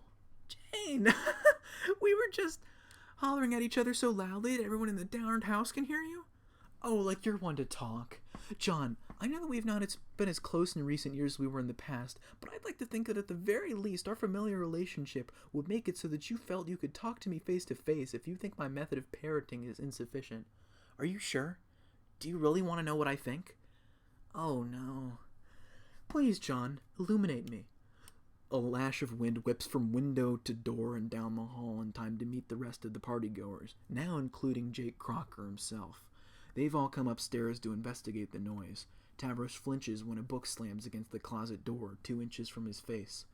What's going on? Oh, shit. I don't know, Jane. I feel like I could really speak my mind here. It might be dangerous. How do you know I don't have the secret police come and arrest me in the night? Excuse me? That's where this is all going, right? Your whole thing with the trolls? If you have something to say, then say it plainly, John. Fine. I don't think you had bad intentions to start out with, Jane. I think, in fact, you probably had honestly thought you were doing what was best for the world. You've always been a perfectionist, right? But over the last few years, you've morphed into a total control freak. And it's all started with your relationship with Jake. You forced him into a relationship when Dirk's corpse wasn't even cold. I'd like to point out, I'm sorry, but you're calling me a control freak? Dirk was the control freak. After he died, I distinctly remember loosening up, in fact. I let go. I was actually relieved to hear he died. Janie, what? Okay, that was a misleading statement. What I really meant was, Jane, you're missing the point. That Jane and I were involved in a romantic dalliance at the time of his death? Dirk is dead. This isn't about him anymore. You're the one cheering the government along as it marches toward genocide. John, I hardly think you're qualified to opine on the nuances of the current political situation. Thank you very much. Is that how you talk to your husband, too? He's actually, at the moment, my kismistress, and if Jake didn't want any of this, he shouldn't have knocked me up. Hello, chaps, I am right here. Oh yeah, like that was such an accident. Can you honestly say he wanted any of this? The wind rises with the pitch of John's yelling, turning Tavros' bedroom into a miniature tempest. The gale upends the bookshelf, snaps open the toy box, and sends all the debris spinning in every direction, smashing against the walls and the bedposts. John doesn't seem to notice, encased in his own cyclonic armor. Oh my god, I'm so sick of all this domestic relationship shit every fucking day. Can we talk about something else for once? Yeah, Dave, I'm sick of it too. That's my point. Okay, then John, can you just stop all this windy shit at least? No, I can't. I can't stop because I'm not the problem. Are you saying that I'm the problem? That's extremely reductive. Okay, yeah, there are a lot of problems, but I've got to say, Jane, you kind of are the problem. A lot of this our awful garbage revolves around you. You're always the one selling everyone on Gamzee's redemption arc, which is total bullshit. Putting on the billboards, organizing redemption rallies, and John, the people need something to believe in if we're going to live in an organized society. You simply wouldn't understand. And letting him sleep in your and Jake's bed and feeding him that weird milk all the time. Ugh. Hey, my relationship with my loyal auspicious is none of your business, let alone who it is I decide to share a bed with. Isn't it? You sure go out of your way to shove it in everyone's face. John, that is just uncalled for. It's bullshit, Jane. It's all bullshit. The wind surges again. The window bangs open so hard that it smashes against the pane, sending shards of glass whipping through the storm. Everyone cowers from the rain of sharp projectiles. John catches what he's doing when he sees how terrified the kids look. He shuts his eyes and digs his fingernails into his palms, doing everything in his power to calm himself down. When he opens his eyes again, the room is completely destroyed. Tavros is all the way in his closet, clinging white-knuckled to the edge of the door. Everyone else is clustered around the doorway. Jade stares at John with a dark expression. After a beat of silence, Harry Anderson starts crying. Roxy won't meet his eyes. Dave won't either. John turns to Tavros, opens his mouth to apologize, but the kid just ducks deeper into the closet, trembling. I'm sorry. No one wants to hear it, John. John staggers back a few steps towards the broken window. His vision is blurring beneath an angry pool of angry tears that he can't hold back anymore. He wipes his face with both hands, all sloppy and clumsy, the way he used to cry when he was a kid. I need water really badly. He doesn't open his eyes again until he's jumped through the open window. The sky outside is dark. He flies higher and higher, high enough that the air starts to get thin and chilly. Up here, the human kingdom looks so small. He can see the sun setting over the curvature of the earth, a brilliant arc of orange and red. It's like looking down at a little toy city, a ship in a bottle. That's what the world feels like now. A tiny fake model planet living inside a bubble. Look too hard and the illusion cracks around the edges, like the black hole in John's anime dreams. There's a trembling in his hands that he hasn't felt in years. He looks up at the glimmering stratosphere and imagines piercing through it. Would that pop the bubble, he wonders? Or would he go hurtling through space forever? He's contemplating that, just flying up as far as he can, until he flies into the sun or stops existing or whatever, until he realizes that his phone is buzzing in his pocket. He takes it out, almost drops it because of how cold his hands are. His breath is frosting in the air as he looks at the screen. The color of the text sends a jolt through his blood. With shaking fingers, he answers the text. John, are you there? I really need to talk to someone right now. Yeah, me too. The timelines are interacting again. Ooh, do you hear anything interesting? Don't be so nosy, Aradia. Aradia throws her legs over the edge of the ancient meteor facility and kicks them out into open space. Far below her feet, the meteor is widely overgrown. It landed here millions of years ago after its fateful 3-year journey when it hosted several trolls and humans as they had a variety of critical coming-of-age experiences. It will stay here for millions of more years when it will remain on an indefinitely on a barren, desolate Earth sea, waiting to host a single cherub child chained to its bedroom. But for now, it hosts these 3. I don't like that sentence. Dead Jade, whose body happens to be hosting a cherub at the moment, is doing the same thing she does every day, sitting with her legs crossed and her eyes closed, using her still teenage body to scry into the abyss. The light from the outer rim of the stratosphere casts her face in powdery blue light. It's certainly a more becoming avatar for Calliope, most would find. The Calliope who Roxy calls a friend, in her moments of greatest self-reproach, would die for a body like this. The version of Calliope who's been dead for eons, however, waiting for exactly this moment in history to reinstate her corporeal presence, couldn't care less about her host's appearance. It is simply serving as a functional vessel for the crucial role she now must play. What would you classify as interesting? Oh, the usual. Death, romance, astounding feats of destruction and chaos. Tell us what's happening in the dream bubbles, oh great muse. Please don't. Very well. Let's see. I think I'm dying. Oh no, what happened? Nothing, that's the problem. I've been out here for so long I can't even remember how much time has passed. I'm out of supplies and I have no idea where I am. And I'm starting to think some really crazy things. Like, maybe... None of it's real? Yes, how did you know? I've been thinking the same thing too recently. Lots of crazy, crazy things. And keeping them to myself is making me feel crazy. So the thoughts just get crazier.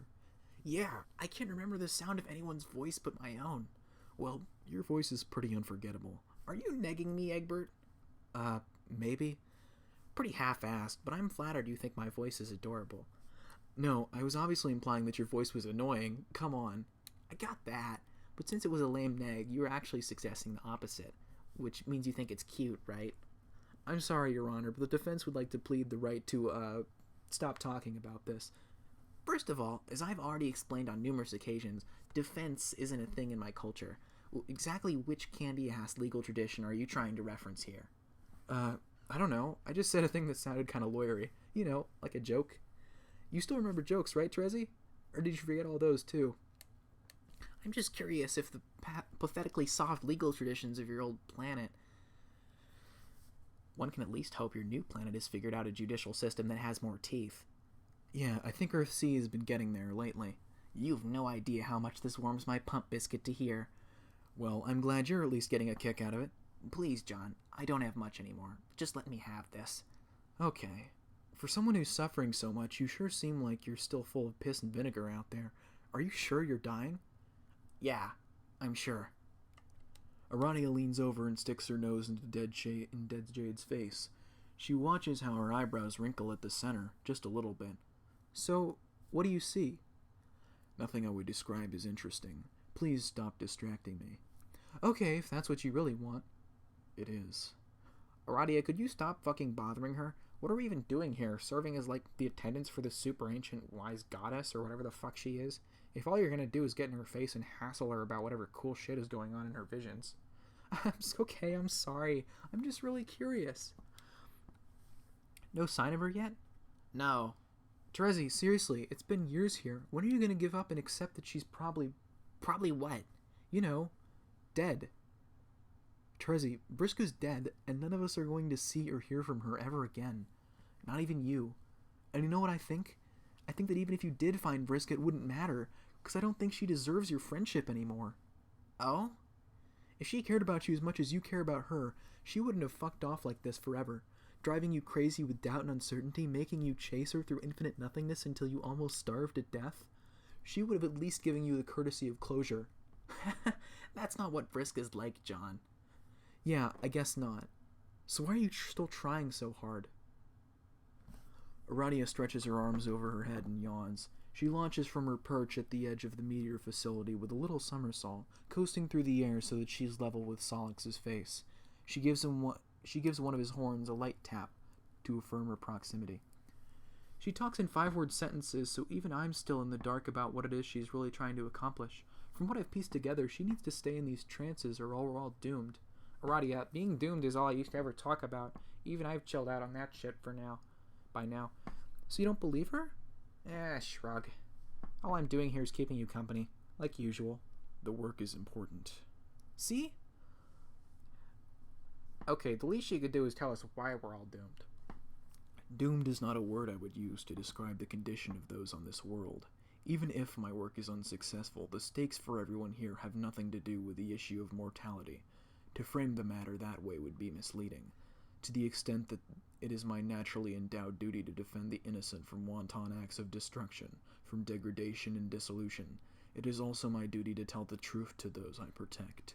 And the simplest statement of truth for all of you to know is this: we are the lucky ones. 5-word sentence.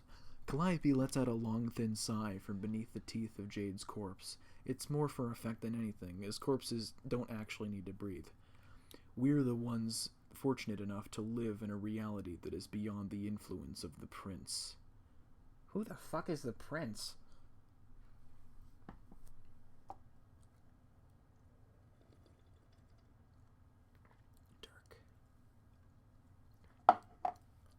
I've never told anyone this before. Well, not anyone who cared enough to listen, at least. But for a long time, I felt like there's something wrong with me. Like I'm missing something important. The thing that everyone else has that allows them to be satisfied with the way things are. Like there's a huge void inside my heart and I'll never have what I need to be happy. Not by myself, at least. Does that sound stupid?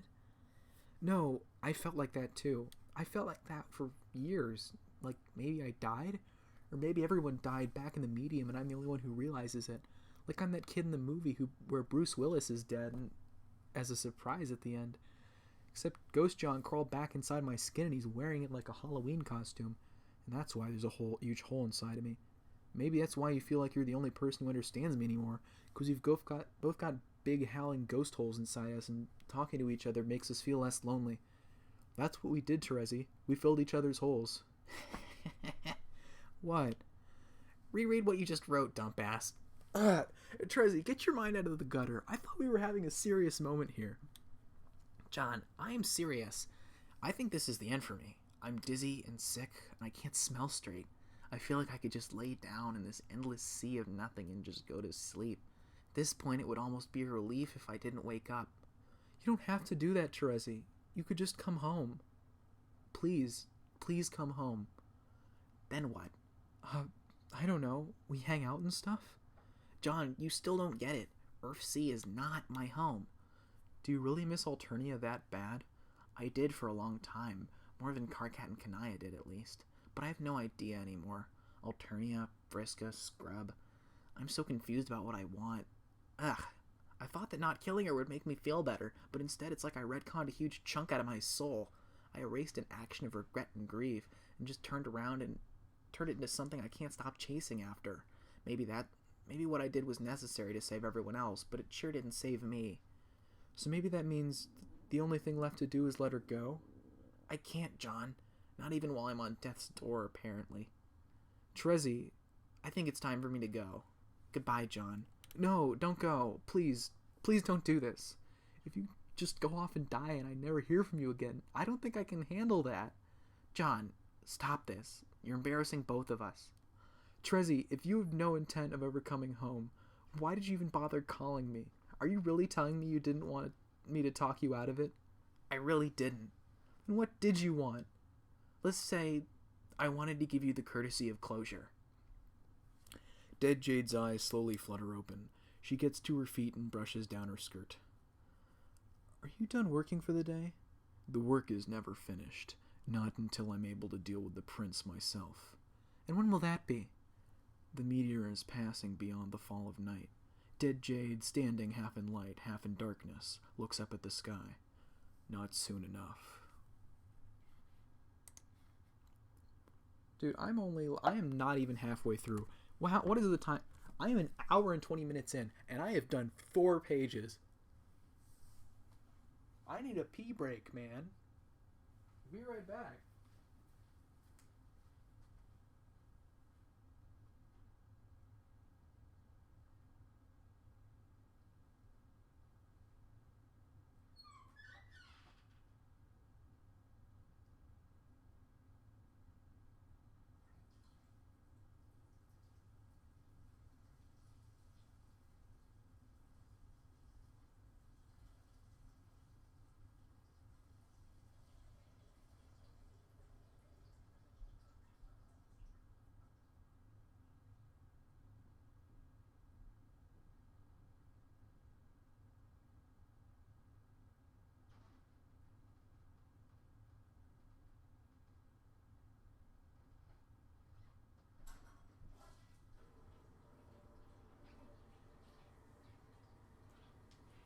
This thing is actually the length of a book. Like, he just dropped a book on us. Thanks, hussy. Piece of fuck. Swipe or no swiping? Do I have any ginger ale left? No, I don't. I need to get more water, like, right now.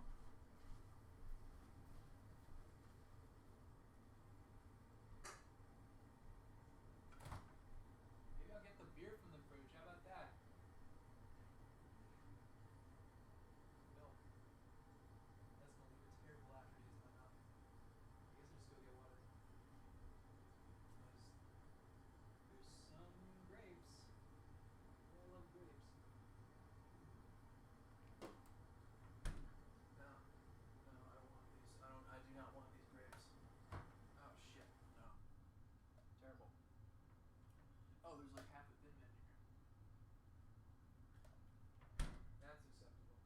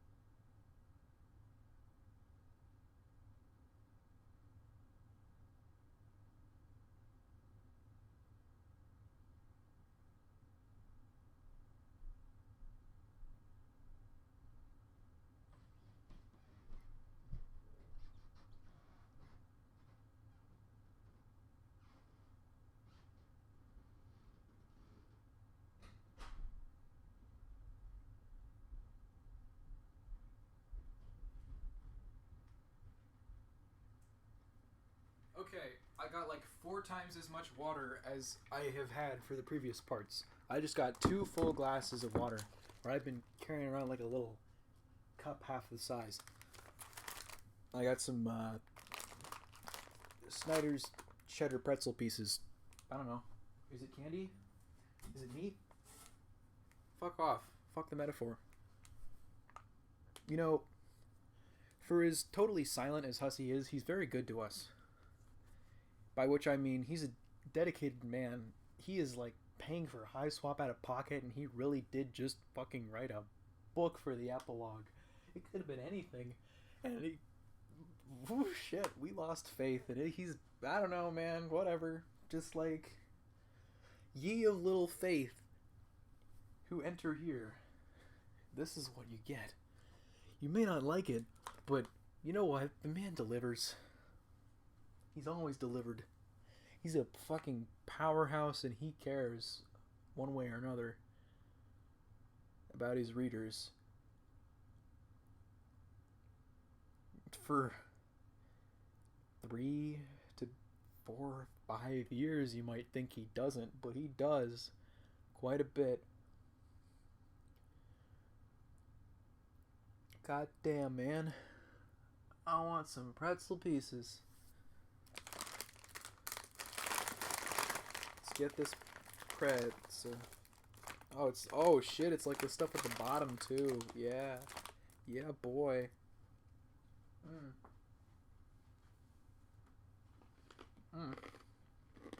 Now this is gonna get picked up on the mic. Maybe I'll check Discord. Not on stream this time.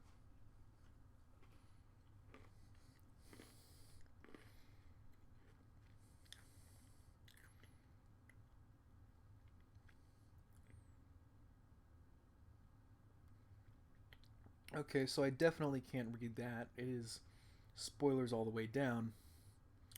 Of course, me checking Discord, it is a whole lot of spoilers. And boy, am I glad that Discord has added spoiler tags by now. Ah. These pretzels are fucking good. They might make me thirsty, though. Got them.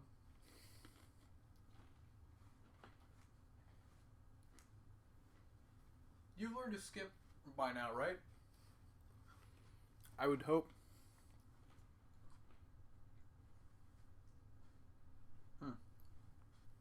That's enough pretzels for now. You really thought I would go and do one of these without eating some amount of food. You absolute fool. I fooled myself. Ooh, I've got to do some shit about metabolism. They were just sitting there on the counter. I'm like, I don't know. I need some fuel. There's cheesy pretzels here. I don't get to eat these very often because my dad always snatches them. So, whatever, dude. I got the cheesy pretzels. Fuck yeah.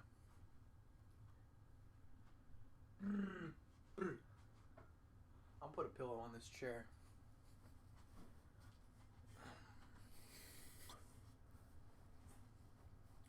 Am I ready? Am I ready to go back to this? How long is this one? It's not that long, is it? See, the fact of the matter is, there are people who are done reading by now. I guess reading with your eyes is a lot quicker than reading with your mouth. And, they also weren't, entertaining a guest last night. But that and, like, I don't know, goddamn, man. Well, I will definitely be someone who has gotten the full experience, no skimming, let me tell you. And thank you for tagging along, because I didn't know so many people cared to listen in instead of reading.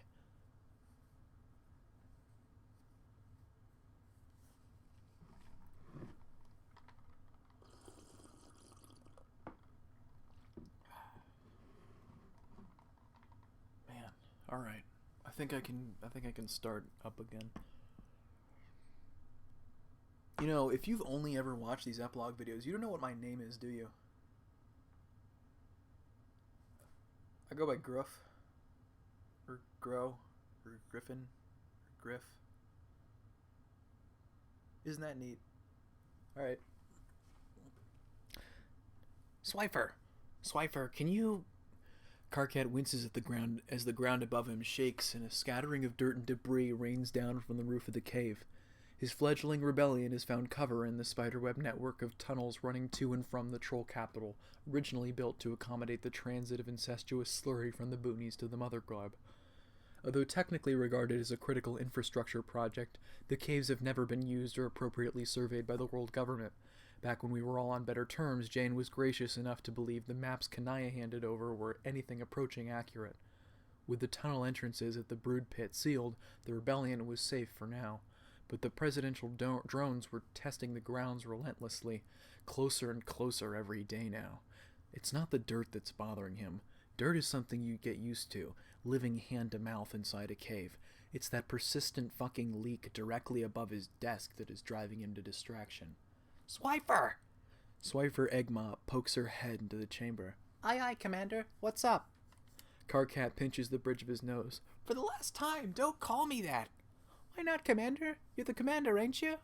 No, I'm not the commander. Did I ever ask to be in charge? Did I ever accept an official appointment from some ostentatious military board? Have I ever, successfully led a campaign against the increasingly oppressive regime that we suffer under on a daily basis? Then the answer to all those questions is categorically and catastrophically, fuck no! Well, gee, Commander, I think it's more of a symbolic title representing how much faith everyone has in you. What fucking faith? As just discussed, I haven't done a damn thing to earn anyone's faith. So far, all this troll rebellion's amounted to is a whole lot of dick-all. with an additional side serving of Jack Squat, followed up by a final course of getting to watch our top analyst, Clipper Borden, being forced to dance to avoid life imprisonment in a labor camp on live television, making a complete ass of himself. Karkat gestures toward the display screen showing a commercial for the next episode of Doing the Charleston with Notable Social Figureheads, Stars vs. Enemies of the State with your host Jake English. Swiffer's taciturn broodmate, Clipper, is indeed making an absolute fool of himself in the recap from the previous week's show, failing to keep time with the jaunty beat and struggling to knock his knees together with the required vigor. The fact that he's shackled at the wrists doesn't seem to be helping.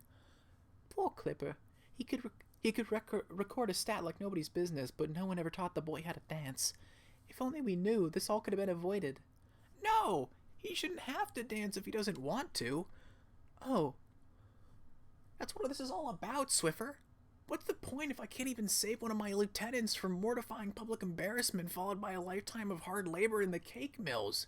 If I can't protect members of the so-called resistance from the fickle and cruel vagaries of Jason's insane pastry-based shadow dictatorship, how are we supposed to protect the common people? Swiffer frowns and tugs at the kerchief around her neck. Golly, look, Commander, that's a big question I think you gotta take up with someone more in the know than myself. I just swift the floors. Oh, yeah, right. Speaking of which, the leak in the ceiling?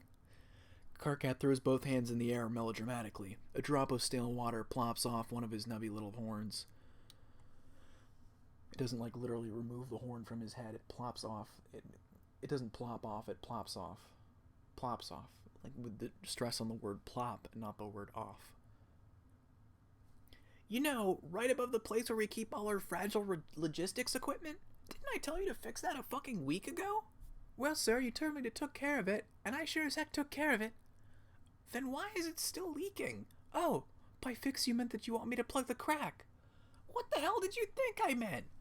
I thought you meant for me to mop up the water that had gathered, and then use that water to swift the bejeebus out of the floors, which is, by all accounts, what I did. Karkat gapes at her, open-mouthed. She grins back, unaware of any mistake on her part. The only thing he can do is bury his face in his palms. You know what? I'm gonna get some fresh air. By the time I get back, I expect the hole in the ceiling to be swift the fuck closed. Or at the very least, put a fucking bucket under the leak or something. Sir, oh my gosh, a bucket? Should we be seen consorting with a bucket? Together? Oh my god, grow the fuck up, Egg Mop. He stalks past his blushing assistant with a belabored sigh. Karkat has lived with humans for so long that he's grown used to seeing buckets regularly defiled. Now that he thinks about it, he realized Jade has used more buckets to grow snap peas in her living room than any troll has used for the purpose of reproduction in the entire history of Earthsea. The bucket taboo is largely emblematic at this point, an empty signifier for an endangered culture. As he stomps through the winding tunnels, thinking very hard about this incredibly tragic thing, his speaker crab cackles to life. Oh my god, the speaker crab. Well, that was a lot. Oh shit, I didn't realize you were still on the line. We hadn't finished our conversation about the clandestine transportation of the mother grub, which I hope you realize is still an operation of grave importance, at least on par with the terrible threat of the leak in your office. Sorry, I kind of have a lot going on right now. I can see that. Please do not be so hard on Swiffer. She really does try her best. Yeah, I know. To be honest, that wasn't about Swiffer at all, or even the leak. Yes, Karkat, that was obvious. Rose and I have been following the dance-off tribunals very closely this month. Your lieutenant does not have a chance, but do not let it weigh heavily on you. Everyone who joins the rebellion knows that being exiled to the cake mills is a very real possibility if they are caught. That includes you, Karkat. If you bear the responsibility for the lives of every member of the rebellion, you'll crack under the stress. And much as you are loath to admit it, you are the face of this movement. Yeah. I hate it, but you're right. Fuck you, you're always right. As my wife likes to tell me often. Fuck her, she's always right too. How the hell do you two tolerate each other? Quite thoroughly, enthusiastically, and often. Wow. Okay. That's enough of you for today.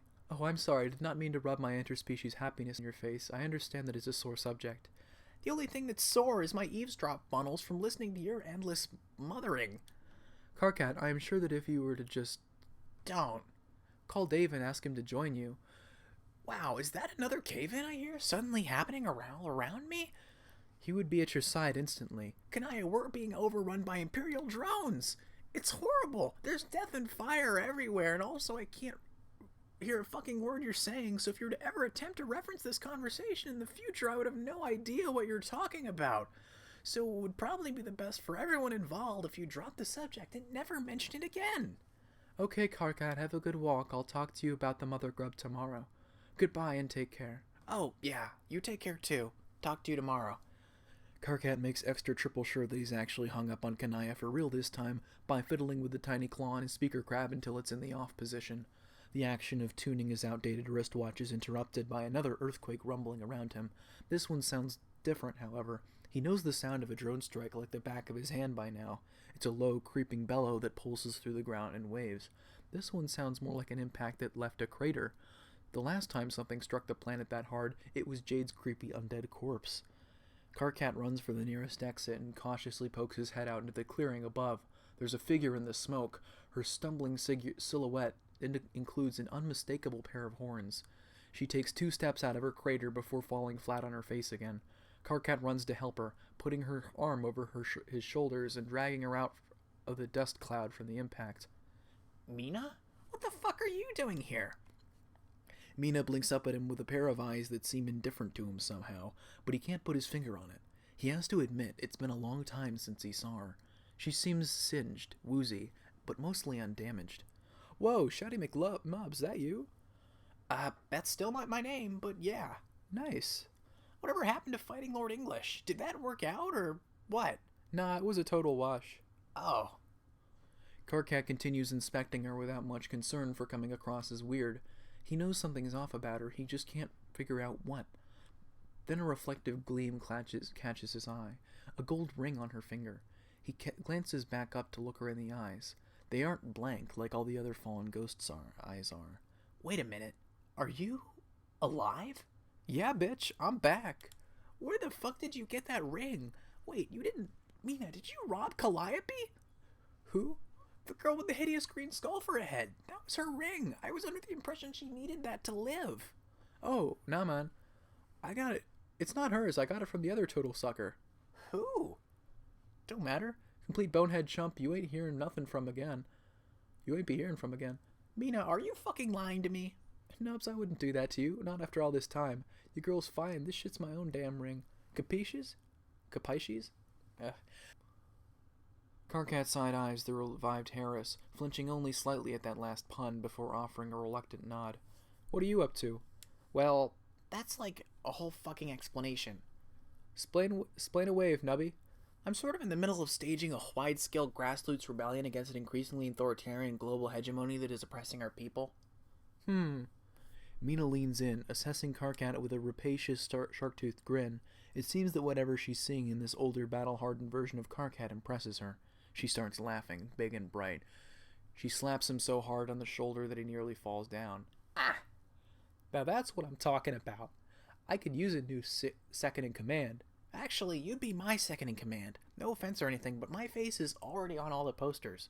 Also, I don't have the most confidence in your command abilities, considering the last time I saw you, you were talking big about how you're going to take down Lord English, and now you're eating dirt on our shitty new planet looking pretty fucking defeated. But to be honest, I need all the help I can get. Oh yeah, no problem. I'll be your fucking second guy. You will? Flip yeah. Wow. Yeah, dude, just point me where the action's at. I don't even give a fuck. What are the orders, boss? Okay, this is like...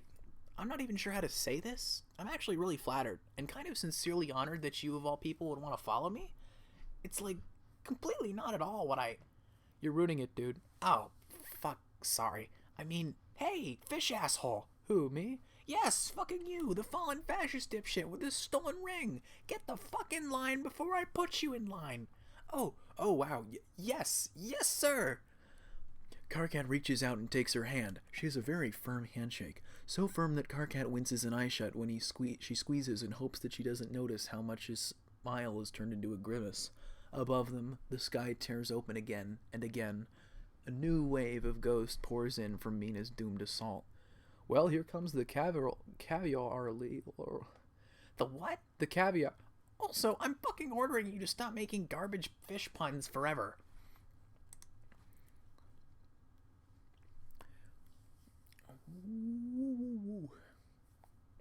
water. Dude, I don't know. My heart rate kind of jumps up when I'm doing this shit.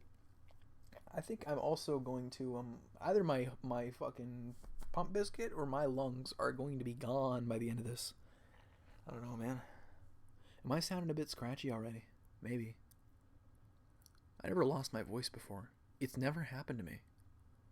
Maybe I can get it to happen if I just talk a whole fucking lot. Also, why don't I have the hiccups yet? It's not really how it works, is it? Okay.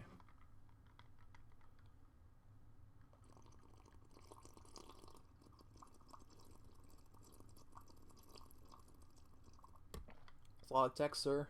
It's a lot of text. I don't know if I can read that. I don't know if I'm up for it. I've never done anything like that before, sir. Reading text. John stares at his phone for a while, thumb pressed to the space just below the send message button. He realizes he's not dwelling so much on the content he's hesitating to send, which now that he's looking at it seems no less vapid than anything he sends to bother Trezzy with online, as he is the nature of this correspondence they have, and his particular semi-annual need to bother her with in this way at all. What is this relationship that they have, he wonders. Does he even care that much? Does she? But if he doesn't care that much and there's nothing to it, then why does he do it? Why does he seem to put care into the nonsense he badgers her with? He supposes he could ask the same of many features of his life. Why does he care? Why does he put the time in? When you can't shake the feeling that nothing here has much intrinsic meaning, or rings as canon to drop a term he has to admit worn out some welcome in his vocabulary, how does one even justify leaving the house? He thought he was over this, that he got his moping out of his system those first few years on Earth-C, and then started getting his life on track. He got married. He had a kid. That fixes everything, right? He wonders if his intermittent check-ins with Trezzy have less to do with her personally, and more to do with her gravitating towards someone who's still out there. Someone who can lay credible claim to functioning as an agent of relevance. A person who hasn't entirely forfeited their volitional integrity just yet. Like a guy with a wife and a kid. Not a bad joke he just told himself, he has to admit, but it's not satisfying, because it's probably not the answer. The truth is, he thinks he just keeps texting Trezzy because she's the only one he knows who isn't here. John drifts aimlessly through the atmosphere for hours, thinking but not thinking. The forest below grows thin, alien. He floats past the border of the Troll Kingdom, where the grass starts to get sparse and gray, and sets down in a quarry surrounded by bare, thorny bushes. Instead of flowers, they're sprouting throbbing yellow pustules. John touches a branch and one of the pustules bursts, leaking mustard-colored slime everywhere. How could you be homesick for a place like this? John wonders. Then he remembers Trezzy once told him about the place she grew up in, a quiet forest of blueberry and cotton candy, a canopy so dense she had to walk minutes from her house to be exposed to the sun. Even Alternia had beauty in it, but John is sure that Earth-C probably replicates it in some way. It replicates everything else. Thin and garish and fakety fake. A bad photocopy with the ink settings turned to high contrast. A sunrise that casts no shadows. He's been contemplating this melodramatically for maybe 10 minutes when the sky rips open above him and flashes violent waves of red and green across the landscape. Having dead trolls deposited from the sky like this is far from unusual these days. What comes plumbing out of the rips in space above this time isn't troll-shaped at all. It looks more like a meteor, a flash of metal and fire screaming toward the planet, trailing thick black smoke behind it. It outpaces the flames for a moment, and John recognizes it. It can't be. There's no way. And yet, there's no mistaking it. It's his father's car. A whole ton of white metal oxidizing in the heat, the windows all smashed open. If anyone's in there, he can't make them out. John feels like he watches the car descend and crash into the earth in slow motion. It hits the ground with an impact that reverberates for miles.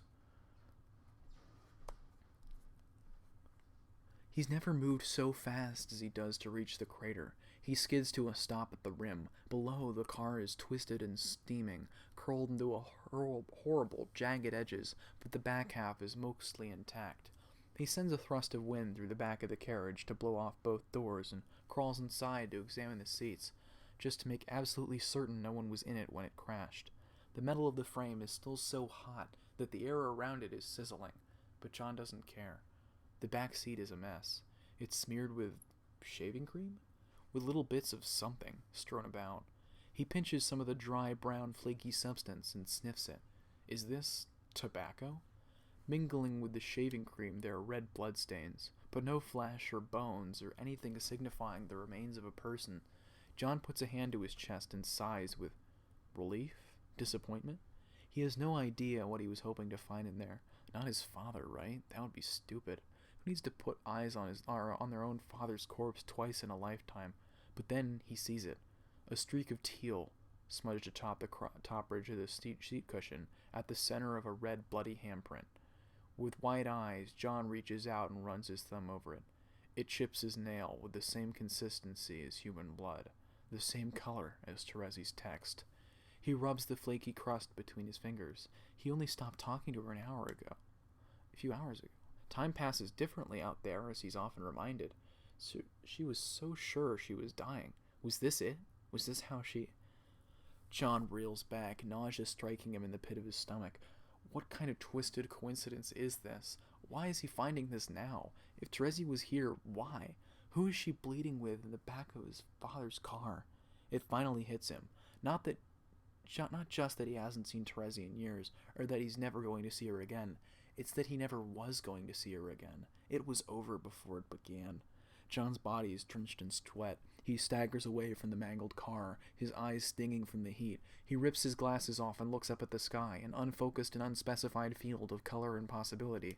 It looks like a flat canvas to him. Yet behind its flatness, he knows it stretches back through an infinite expanse of pointlessness, a limitless field of uncaring. It seems to mock him. He points his eyes at the sympathetic dirt instead. The soft earth seems to beckon him, and he finds himself sinking to his knees, fingers dipping into the disrupted soil. It's still warm, humming with energy from the car's meteoric fall. The sight of his arms outstretched in front of him warps his blurry field of vision, bending and shimmering in the dying light. John realizes he's crying when the first wet droplets fall onto the back of his hands. They mingle with the dirt around him, turning the comforting earth into sticky mud. He doesn't get it, and he never has. A choked sob forces his way out of his chest. His fingers flex into claws, gathering up dirt and shaking his fists. He bears down until his knuckles turn white and his fingernails press sharply into the flesh of his palms. The pain makes him feel real. All he's ever wanted to be is fucking real. Then, as if not quite finished with the sky just yet, he turns his gaze upward to give it one last angry look.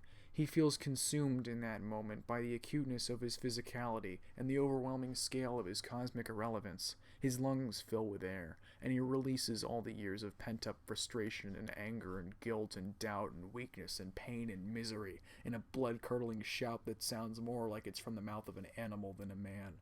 John screams at the merciless sky until his throat is raw and he has no energy left to even cry. No one hears him, and if they had, it wouldn't matter. I'm actually getting a stitch in my side. Like, I don't know, from voice acting? Voice acting stitch in my side? Is that a thing? Is that a thing that people can get? Like your side hurts from talking too much? I don't know. Doesn't make sense, really.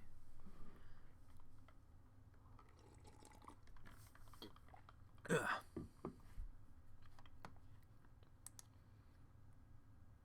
10 years have gone by. Stop doing that!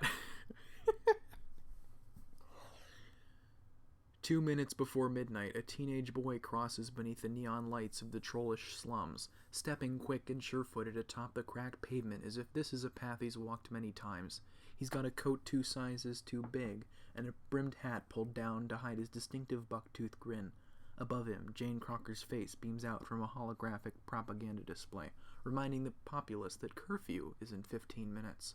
This boy'd like to say that he's too cool and daring to care about the curfew, but the sound of Jane's cloying pre-recorded voice rising above the noisy streets sends an involuntary shiver down his spine.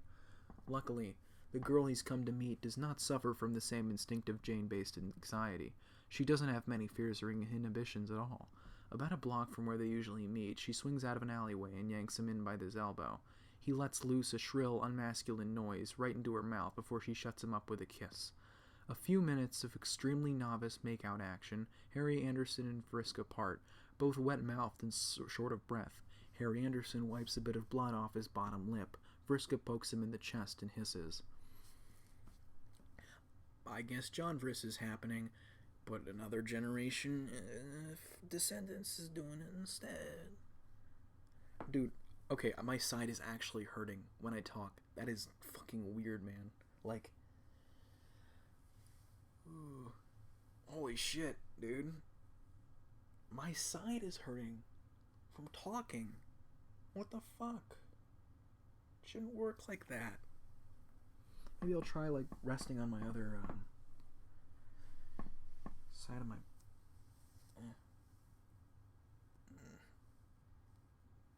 Holy fuck, man. What's this?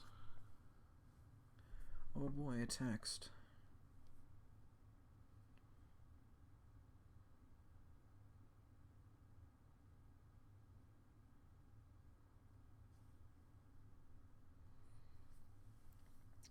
For some reason, a friend has sent me a green text which says, that face when big bowl of yummy mac and cheese, that face when no one to share it with.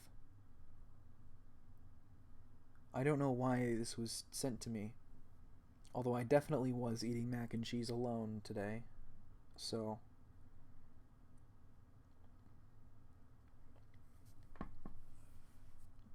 But really does not apply to me. I am doing just fine.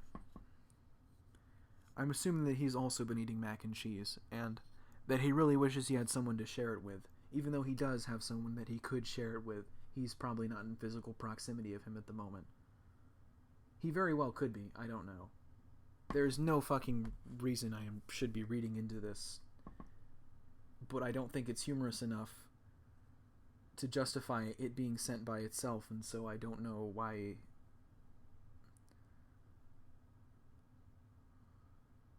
I sent him the letter W in response, but I don't know if he knows that means what.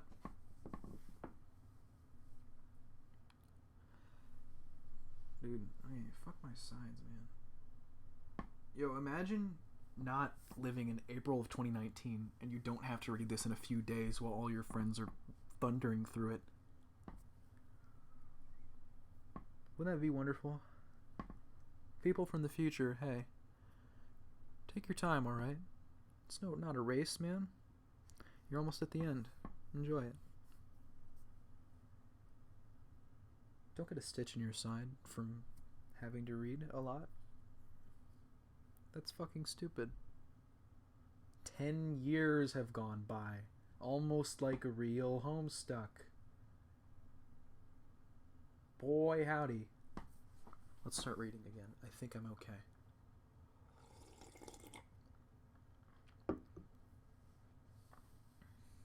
After a few minutes of extremely novice make-out action, Harry Anderson and Vriska part, both wet-mouthed and short of breath. Harry Anderson wipes a bit of blood off his bottom lip. Vriska pokes him in the chest and hisses, "What took you so long? Hey, give me a break here, Vriss. My auntie has guards breathing down my neck day and night. Ugh, how'd you get out this time?" Harry Anderson rolls his eyes. He has beautiful eyes. He's a pretty successful combination of his parents' genes, all things considered. He's got his father's infectious grin, his mother's long eyelashes, and his auntie's unusually blue eyes. Fucking Gamzee. He was all like, "Yo, Harry, my dog, go out and get yourself up a piece of that prime beef brisket, my one true homie. Love is what makes the motherfucking earth spin on its axis. That and being politically neutral, brother." Vriska doubles over laughing at Harry Anderson's impressively spot-on imitation of Gamzee's mullish lilt and vaguely lewd posture. Harry Anderson starts giggling too. He can't help it. She's so pretty and her laugh is both cruel and infectious. God, he always makes sure to point out that he's politically neutral in literally every sentence that it comes out of his mouth, even though he's definitely still fucking my aunt. Ugh, so lame. This is all so lame. In such a deeply unsatisfactory state of affairs. Yeah, I hate sneaking around like this. I wish I could see you every day. Or even, like, tell my mom that I have a girlfriend just so you can stop pestering me about it. Vriska hooks 2 fingers under the hem of Harry Anderson's shirt and reels him in close. In that case, why don't we run away and join the rebellion together, Harry Anderson?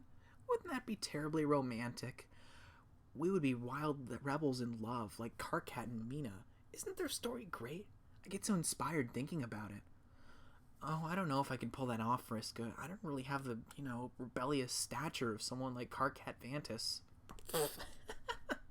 He's extremely short in real life, I don't know if that's actually true. I think it might just be something people assume because of, his personality. Like he's overcompensating or something. I mean, I don't remember him being that short. Oh yeah? The last time you saw him, you were like 3 years old. Get real, Harry Anderson. Oh, and when's the last time you saw him? Vriska shoves Harry Anderson, not playfully. He hits the bricks behind him with a soft oof, then keeps laughing.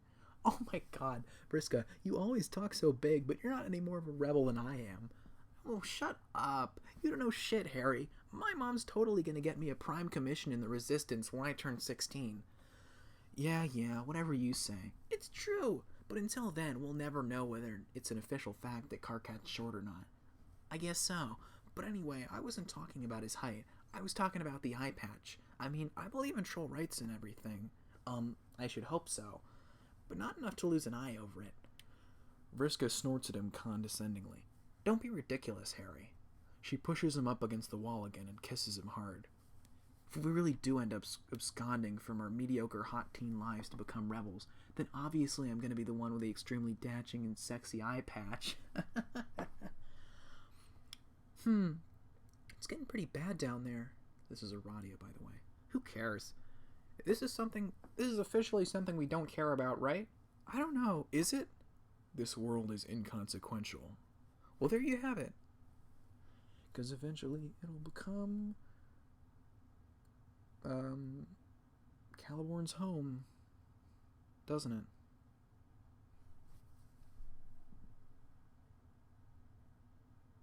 Yeah, if that's actually what happens, I'm gonna be pretty bummed, dude.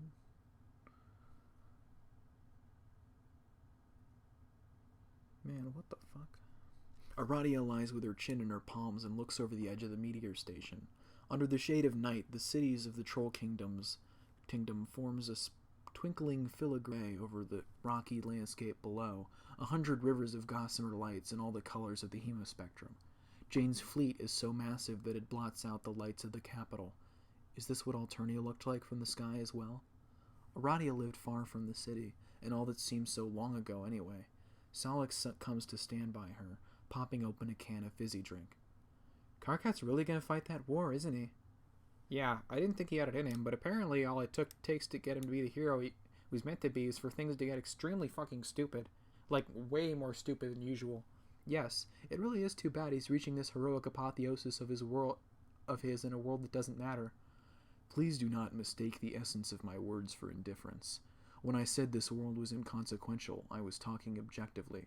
We've moved far beyond the realm of canon relevance, but on a subjective level, we can view this world as a glass bubble, fragile, solitary, with the surface uncracked. The actions, struggles, and feelings of its inhabitants are certainly not inconsequential to them. While abstracted heavily and fully freed from all forces of narrative gravity, these events still represent possibilities that slept within the hearts of all that reside here. Solix tosses Aradia a can of fizzy drink. She catches it without looking, cracks it open, and takes a long, refreshing sip of the hissing liquid. In that case, I guess we should keep watching. On Earthsea, months go by at a breakneck pace. Teens fall in and out of love and hate. Alliances change. Revolutions fully germinate. Wars commence. And somewhere within that mess, John Egbert is the best man at Jade and Dave's wedding. He lasts nearly 2 hours before he gets a ruinous case of the sniffles. The event is being held semi-clandestinely in the mansion of one of Jake's wealthy television exec friends, staged as a reunion party for whichever of his old, stupid television shows people get nostalgic about these days. It's a smokescreen meant to throw the human government off the scent of the political radicals like Rose and Kanaya partying just 20 miles from the seat of power. Jake claims there's no way they'll find them, but John sometimes gets the feeling the whole planet's bugged. After nearly 10 years of unfettered monetary interference in the upper echelons of the global hegemony, could something like this possibly fly under Jade's radar? It can't, right?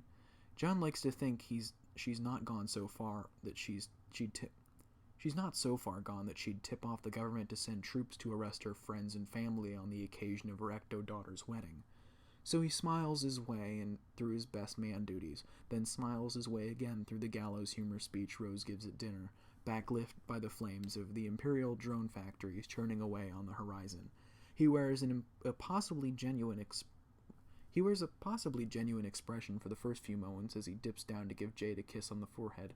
She looks beautiful in her dress, and Dave doesn't look especially uncomfortable beside her. There is still joy to be found on the eve of a war, Rose says in her speech, but John found precious little to be happy about in this world even before everything went off the fucking chain.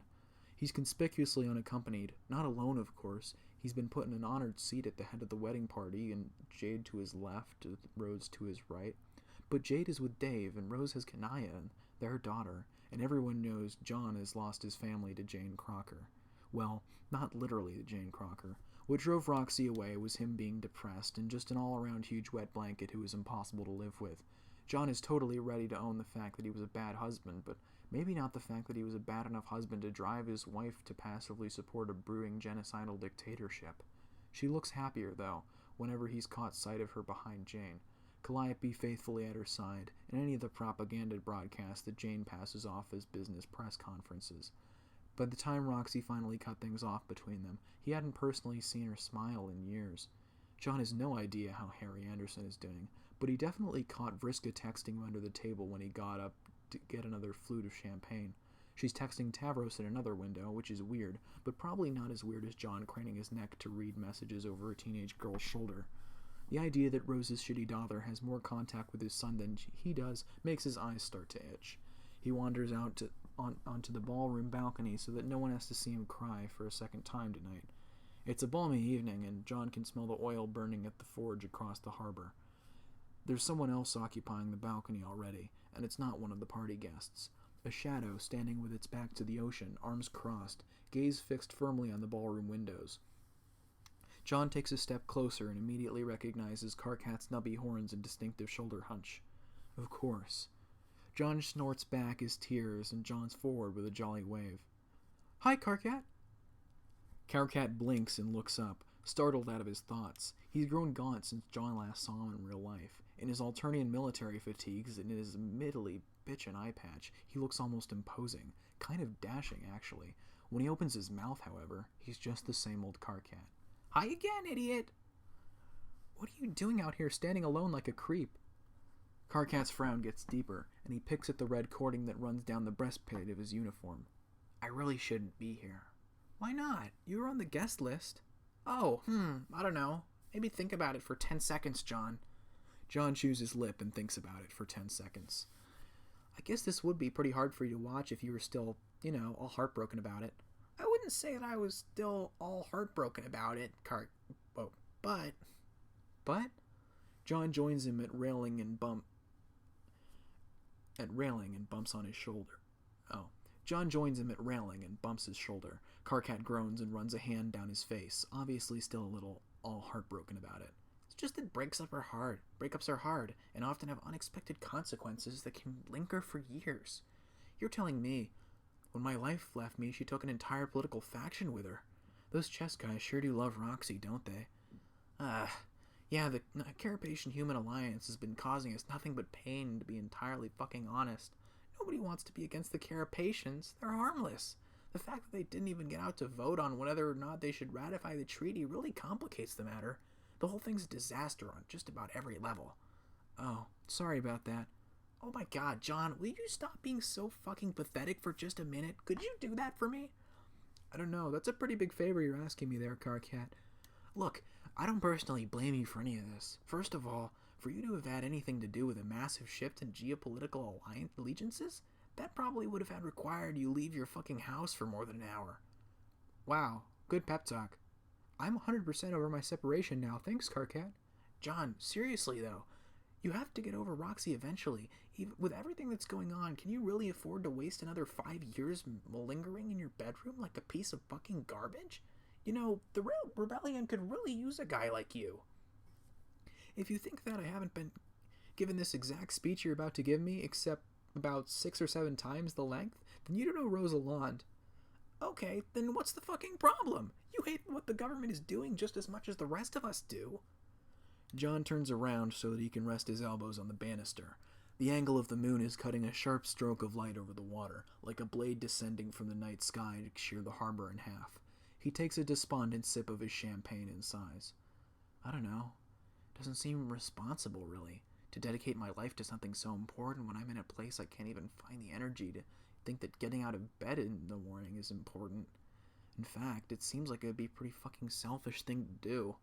What if I get distracted because I'm sad? What if I fuck up because I'm staring too tragically into the distant on its own important mission and I get killed in a stupid way? John, aren't you technically immortal specifically in the case of getting killed in a stupid way?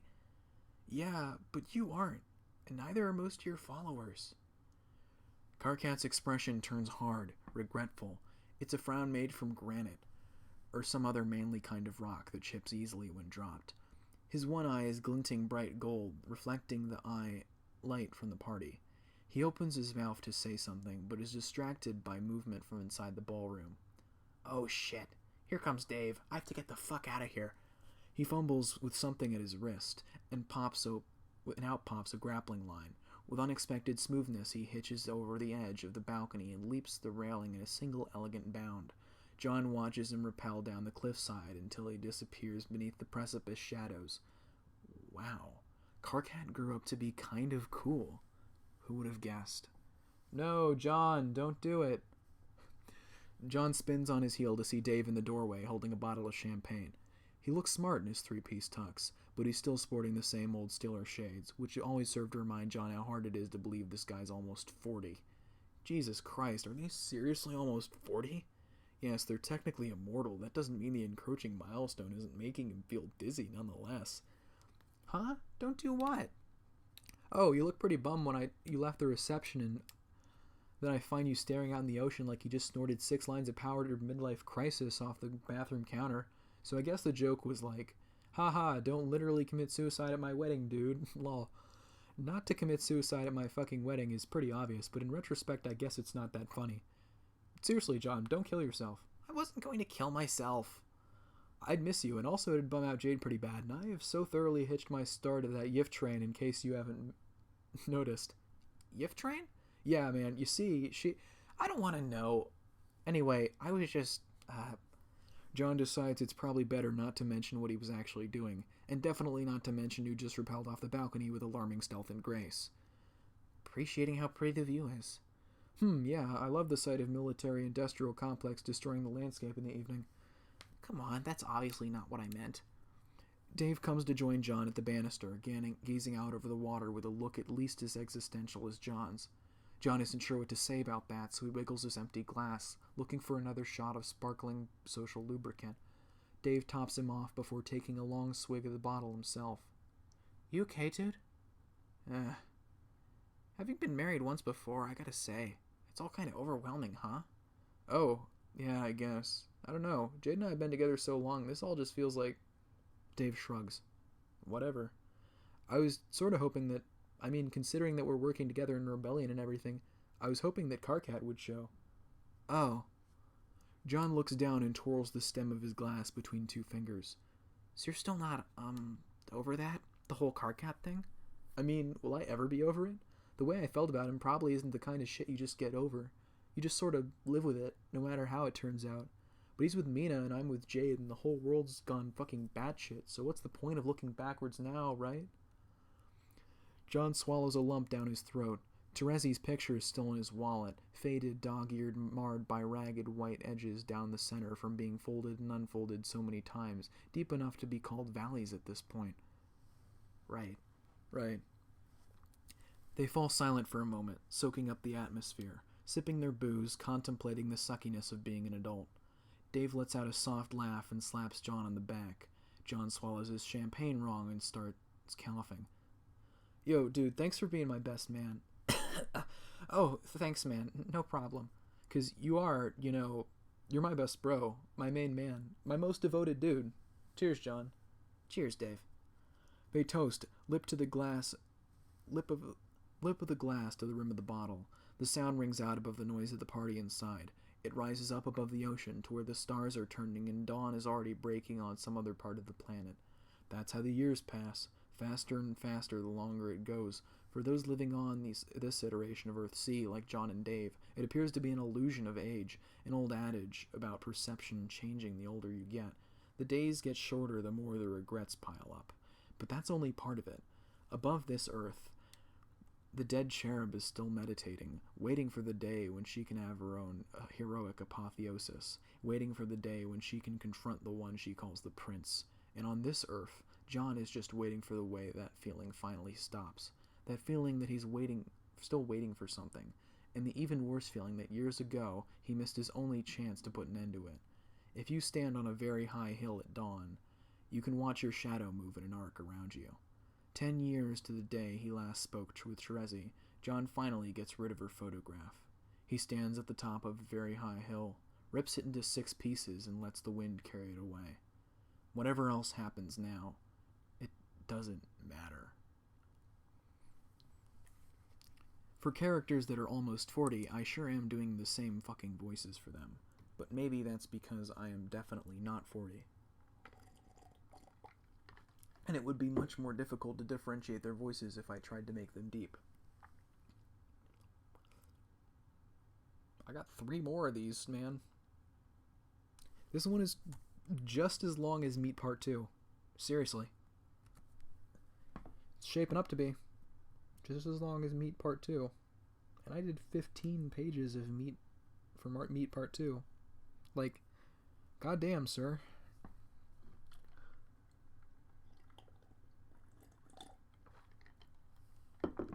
Oh yeah, just go a couple years more. Pile them on. Fuck it. Hit me with that shit. Bam, bam, bam, bam, bam, bam. Fuck. Maybe I'll have some pretzel pieces. You see the first line of the thing, like... I'm sorry to ruin the dramatic tension, but there's no way you can't accidentally read that first line while I'm eating pretzels. So, like, just soak it in, I guess.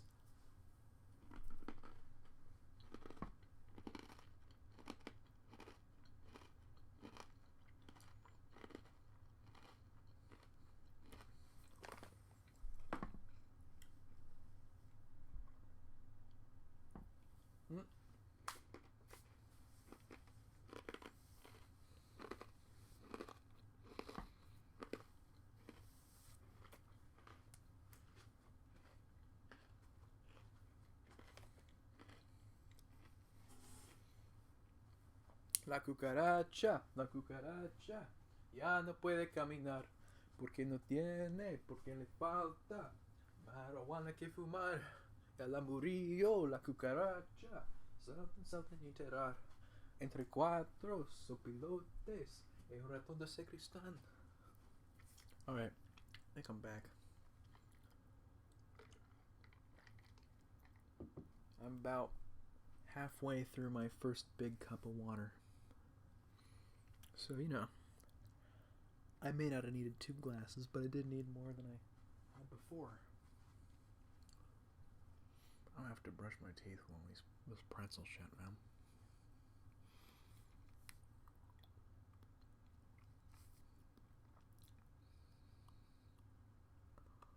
man. Oh, this isn't even a very long one. Look at that scroll bar. I'm delighted. I'm delighted by that, really. That being said, it's very rude, all things considered, for Karkat to start a war on Harry Anderson's birthday. John's floating above the outskirts of the human capital, letting the breeze toss him to and fro. He's hanging upside down in the air, watching the first stage of the Troll Rebellion's forward assault begin to establish their defensive position along the border. Despite the government's paranoid crackdown on troll reproduction, they've ended up vastly outnumbered anyway due to the incalculable deluge of troll ghosts pouring down from the sky over the last decade.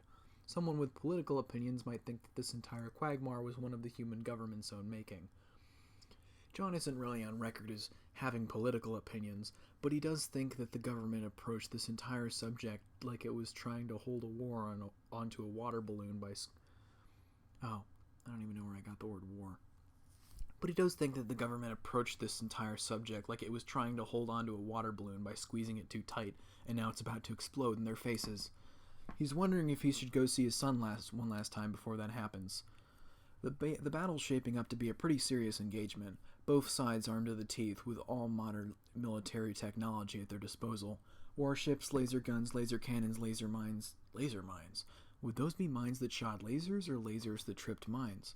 John hasn't been keeping up with the recent innovations in weaponry, although he has noted that the lock industry has finally started to take off. Dave said that this is all to be expected in a war economy, but John tuned out most of his analysis, which is what everyone does when Dave starts talking about the economy. A flash above the clouds catches John's attention, another ghost falling down from whatever it is they come from. John follows after the light with an exhausted sigh. The novelty of dead trolls falling from the sky is really worn off over the years, but he might as well go see and warn the new arrival that they have landed in the middle of an imminent war zone. He sets down at the edge of the crater and peers through the smoke. He recognizes the ghost immediately, because he sees a younger version of her almost every day. Vriska? Vriska's face snaps up, eyes blazing. Eyes, actual eyes, with expression, color, pupils, and everything. Wait, you're alive? John skids down the center of the crater and helps her sit up. He wasn't imagining it. She's extremely alive, and extremely wounded, and above all, extremely Vriska. Oh my god, you're not just Vriska. You're actually Vriska. You're like literal, for real, actual Vriska. Vriska shoves John away and staggers to her feet. There's a bleeding gash on her head and something lodged in her chest. It seems to be the same material as whatever was piercing the center of Teen Jade's corpse. She's bleeding bright blue all down her side. Her expression is wild. What the fuck are you talking about? Where am I? I can't be here. I have to go back. Back where? I need to see what happened. I need to see how it turned out. How what turned out? Vriska, you're bleeding so horribly and talking total nonsense. We need to get you some help. She whirls around and grabs John by the shoulders. She starts shaking him, with voice cracking with crazed desperation. I need to go back. I need to see. I need to see. I see him. Ooh, is it the prince? Fucking finally. No. Calliope animates the puppet body she inhabits, the same one that has not aged a day since it crashed here, and rouses it from perfect corpse-like stillness. Dead Jade unfolds from her meditation pose and pushes to her feet in an elegant sweep. It is the one I've been waiting for all these years. We've run parallel lines for what may as well be an eternity, but my gravitational well has finally ensnared him, and now he's due to fall into this world. Dead Jade folds her hands behind her as she rises into the air, body language delicate, purposeful. Aradia hitches her arm around Solix's back to lift him up, and follows Jade's body out into the open air. She casts her pitch-black eyes down to watch the dark clouds of battle beginning to form above the human capital below. Solix frowns. Are you sure you want to go down there? Seems like it's about to get wild. Yes, more than you can possibly imagine. The Chaos War is about to begin, and our window of opportunity is narrow. We must be there when he falls. Come with me. Short chapters. Praise be. Number 30. A little more water.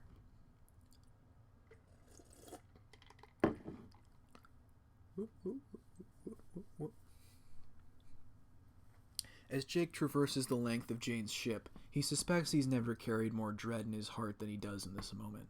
The burden of the call he just received weighs so heavily upon him that it's a struggle to propel himself each step forward. He wishes that someone had gotten the news, but there's nothing that can be done. He has to be there for his wife, even if he knows saying what he needs to say will be hard for both of them. The door to the ship's bridge slide open to permit him entry when he approaches. Jane is standing by the navigational stations, engaged in some sort of confabulation of doubtlessly critical importance with their eternal shadow, Gamzee Makara. Jake's already miserable mood drops further at the sight of him. No matter how long this arrangement carries on, it never seems to get easier to stomach. Jane is dressed to the nines in her signature blazing red power suit, her freshly polished designer pumps glinting in the varying lights of the Crocker Corp ship command controls. The full entourage of the Crocker conglomerate is fast en route to a business conference that Jade insists is of the utmost importance to the impending negotiation of an array of paramilitary contracts with the government, and she would be the first to tell you that looking your best is one of the most critical parts of arbitration. She doesn't immediately acknowledge Jake's presence when he approaches.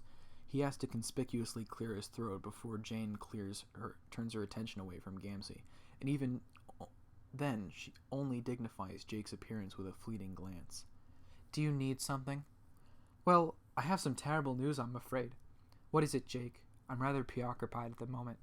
I'm awfully sorry to bother you, but it's very important, dear. Is something the matter with Tavros? No, you might want to come with me to our quarters for this one. As I said, I'm a bit busy right now. Well, I just thought, maybe it's best if you sit down for this one, my dear. My delectable honey bunches of oats. The jolly old captain of my crunch. My lovely life who I love so much. Jane's face twists in annoyance. She's quite a bit shorter than Jake now, but the way she looks down on him makes her seem like she towers 10 feet above him. My goodness, Jake, what do you want? Can't you see I'm right in the middle of something? Just spit it out already. The whole bridge goes quiet at Jane's outburst. Everyone stopped in the middle of their tasks to stare nervously at their altercation. The only other sound that penetrates the silence is Gamzee noisily slurping on the rubber nipple of his baby bottle. Jake swallows like he's in a cartoon. It's a big, loud gulp, a sound that instantly ratchets up Jane's annoyance, like most of Jake's actions seem to these days. Well, you see, I guess I'll come out and say it then. I just got the news that your father passed, Jane. I'm so sorry. At first the words don't quite register. Jane expected this, like all interactions with Jake, to be a meaningless waste of her time. Initially she gives a dismissive nod like she's taking in some trivial piece of information, and then the weight of the statement strikes her, sending a jolt of shock through her chest. It passes quickly, though. She'd almost forgotten. An unfortunate incident, but it's no matter. I'll simply revive him, then make sure he's assigned to security detail. Have his body brought here as quickly as possible. I'm afraid that won't be possible, honey. There's no body for you to revive at all. Jane's eyes widen in disbelief. What? What happened? Word from the Secret Service is that it was one of Karkat's assassins. The target was the human president. Your father, that is. He jumped in the way and took the shot. The president is safe. Your dad saved his life. I don't understand. What happened to his body? Did Karkat's rebels abduct him? No. The shot he took was from the barrel of a rocket launcher. I'm afraid the blow blew him straight to bits. There's hardly anything left. What? Luckily, the president was barely harmed as your old man took the full brunt. As far as I know, the only harm to him was having his full lustrous mustache burned clean off his face. It's a frickin' tragedy. Jake's gaze falls to the floor. Jane's hand clutches at the front of her suit in an unsteady fist. Please tell me you're joking. Jake, tell me this is just a prank. I'm afraid not, Jane. I'm so sorry. Jane whips around, tears in her eyes. The whole bridge is holding its breath. She feels every eye on her then, the pressure to hold it together. She can't show weakness now. She's come so far. Jane sniffles and swipes at her eyes with the back of her hand. She won't cry, but she can be angry instead. Ugh! That fool! I can't believe he would do this. How could he do this to me? Janie, the human president could be anyone. My dad can't be anyone but him. Jake isn't sure this is the right or smart thing to do, but he chances it. He steps forward to place a comforting hand on Jane's shoulder. When she doesn't immediately tear herself away, he tentatively and slowly, like he's approaching a wounded animal, pulls her into a hug. Jane is too dazed to protest. She limply stares past Jake, eyes unfocused. I don't... No. Everything's gonna be okay. God, I can't believe he... Oh, but of course I can. He's always been so infuriatingly good. God, how stupid. This is so stupid. I'm so stupid. How could I put him in such a dangerous position? Chief of staff? Anyone could have done that job. Why did I tell him to? My own father. Janie, you did nothing wrong. Nothing wrong at all. You never have. I love you, Jane. We all do. Isn't that right, Gamzee? Yeah, Mang. We got all plenty of love up in this bitch for the big juicy JC. Gamzee returns to the bridge crew and gestures magnificently with his arms. Rivulets of milk are running down his chin. Honk if you love this big titty biznatch. Whoop whoop. A petrified paw falls across the bridge as the crew tries to figure out whether they're supposed to take this seriously or not. The comms officer shares a look with the engineer. The conning officer looks like she's about to shit her pants. And then they turn to the most pitiable stooge of them all for answers. Jake's eyes shoot up to his hairline and he nods urgently over Jane's shoulder to indicate that, yes, they should definitely do it. At once, the bridge crew gives a unanimous honk.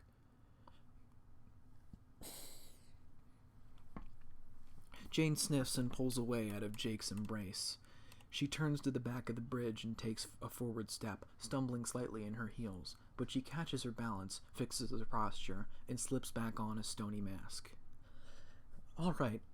Jake, get the president on the phone. It's clear to me now that it's time for the military to strike, and I'll be giving that man a real piece of my mind until an appropriate counterattack is in motion.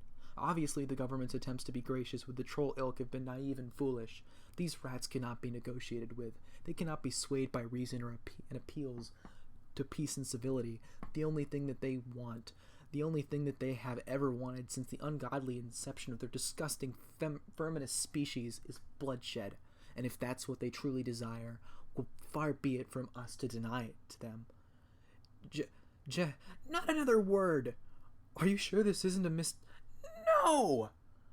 The time to act is now! They will pay for what they've done! Every last fucking one of them! I've had enough! This is the end of the line! Jane is blazing with fury. Dude, count up the Freudian slips. I don't even care. She marches to the center of the bridge. All of you return to your stations. We are changing course. We will be going directly to meet with the president, and I will not rest until he gives the command to crush this fucking rebellion and destroy any chance that they might resist ever again. The bridge crew doesn't even think to defy Jane's orders. They return to their stations, dutiful. The navigator adjusts the ship's destination coordinates, and the comms officer opens a line with the government seat of command. Only one man in the room is brave enough to take a stand. Hey, do you think that might be a bit motherfucking xenophobic? Jane spins on her heel like a whirlwind, her face twisted into a hideous snarl. She rounds on Gamzee with all the hatred she can muster. Xenophobic? I am not fucking xenophobic! I'm just saying, my most bodacious of babes, what you're laying down here is sounding wicked bitch genocidal. What the fuck are you talking about? I am not, and have never been, a fucking xenophobe. Yeah, but listen, killing all the trolls, that would be bad, you feel me? I'm a troll, remember? Maybe you should take a minute and chill a bit, Lil Mint Choco Chip. Honk. Shut the fuck up! Your fucking insects just assassinated my father! You're cute when you're mad, my tasty little snackachino. And then Gamzee seals his fate. He reaches out with his finger and boops Jane right on her little nose. Honk.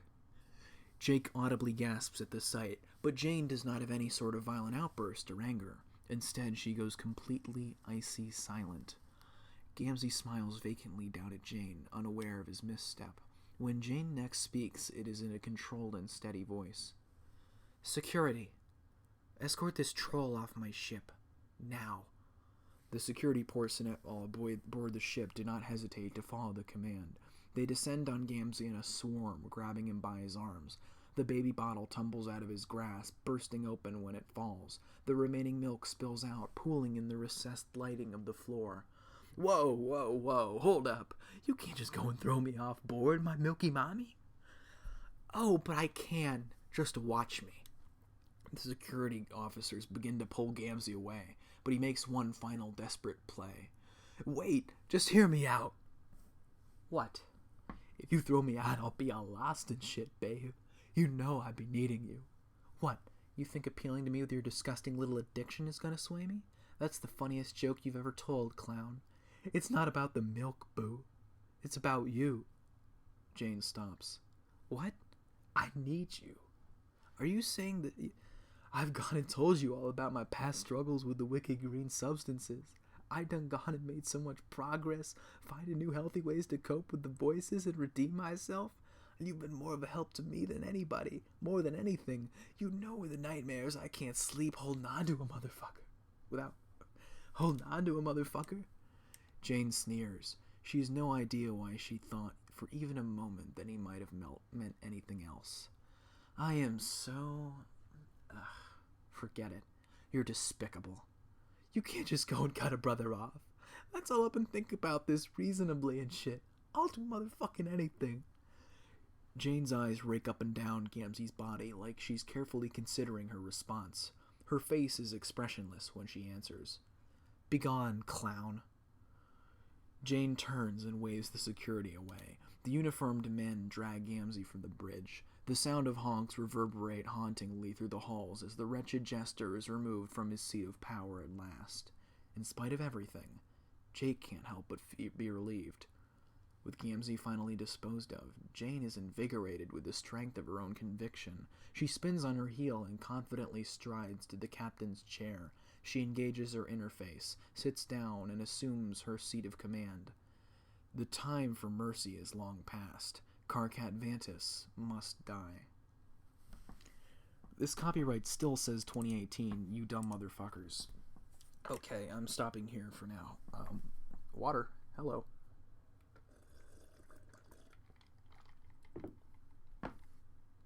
Man, this thing is long.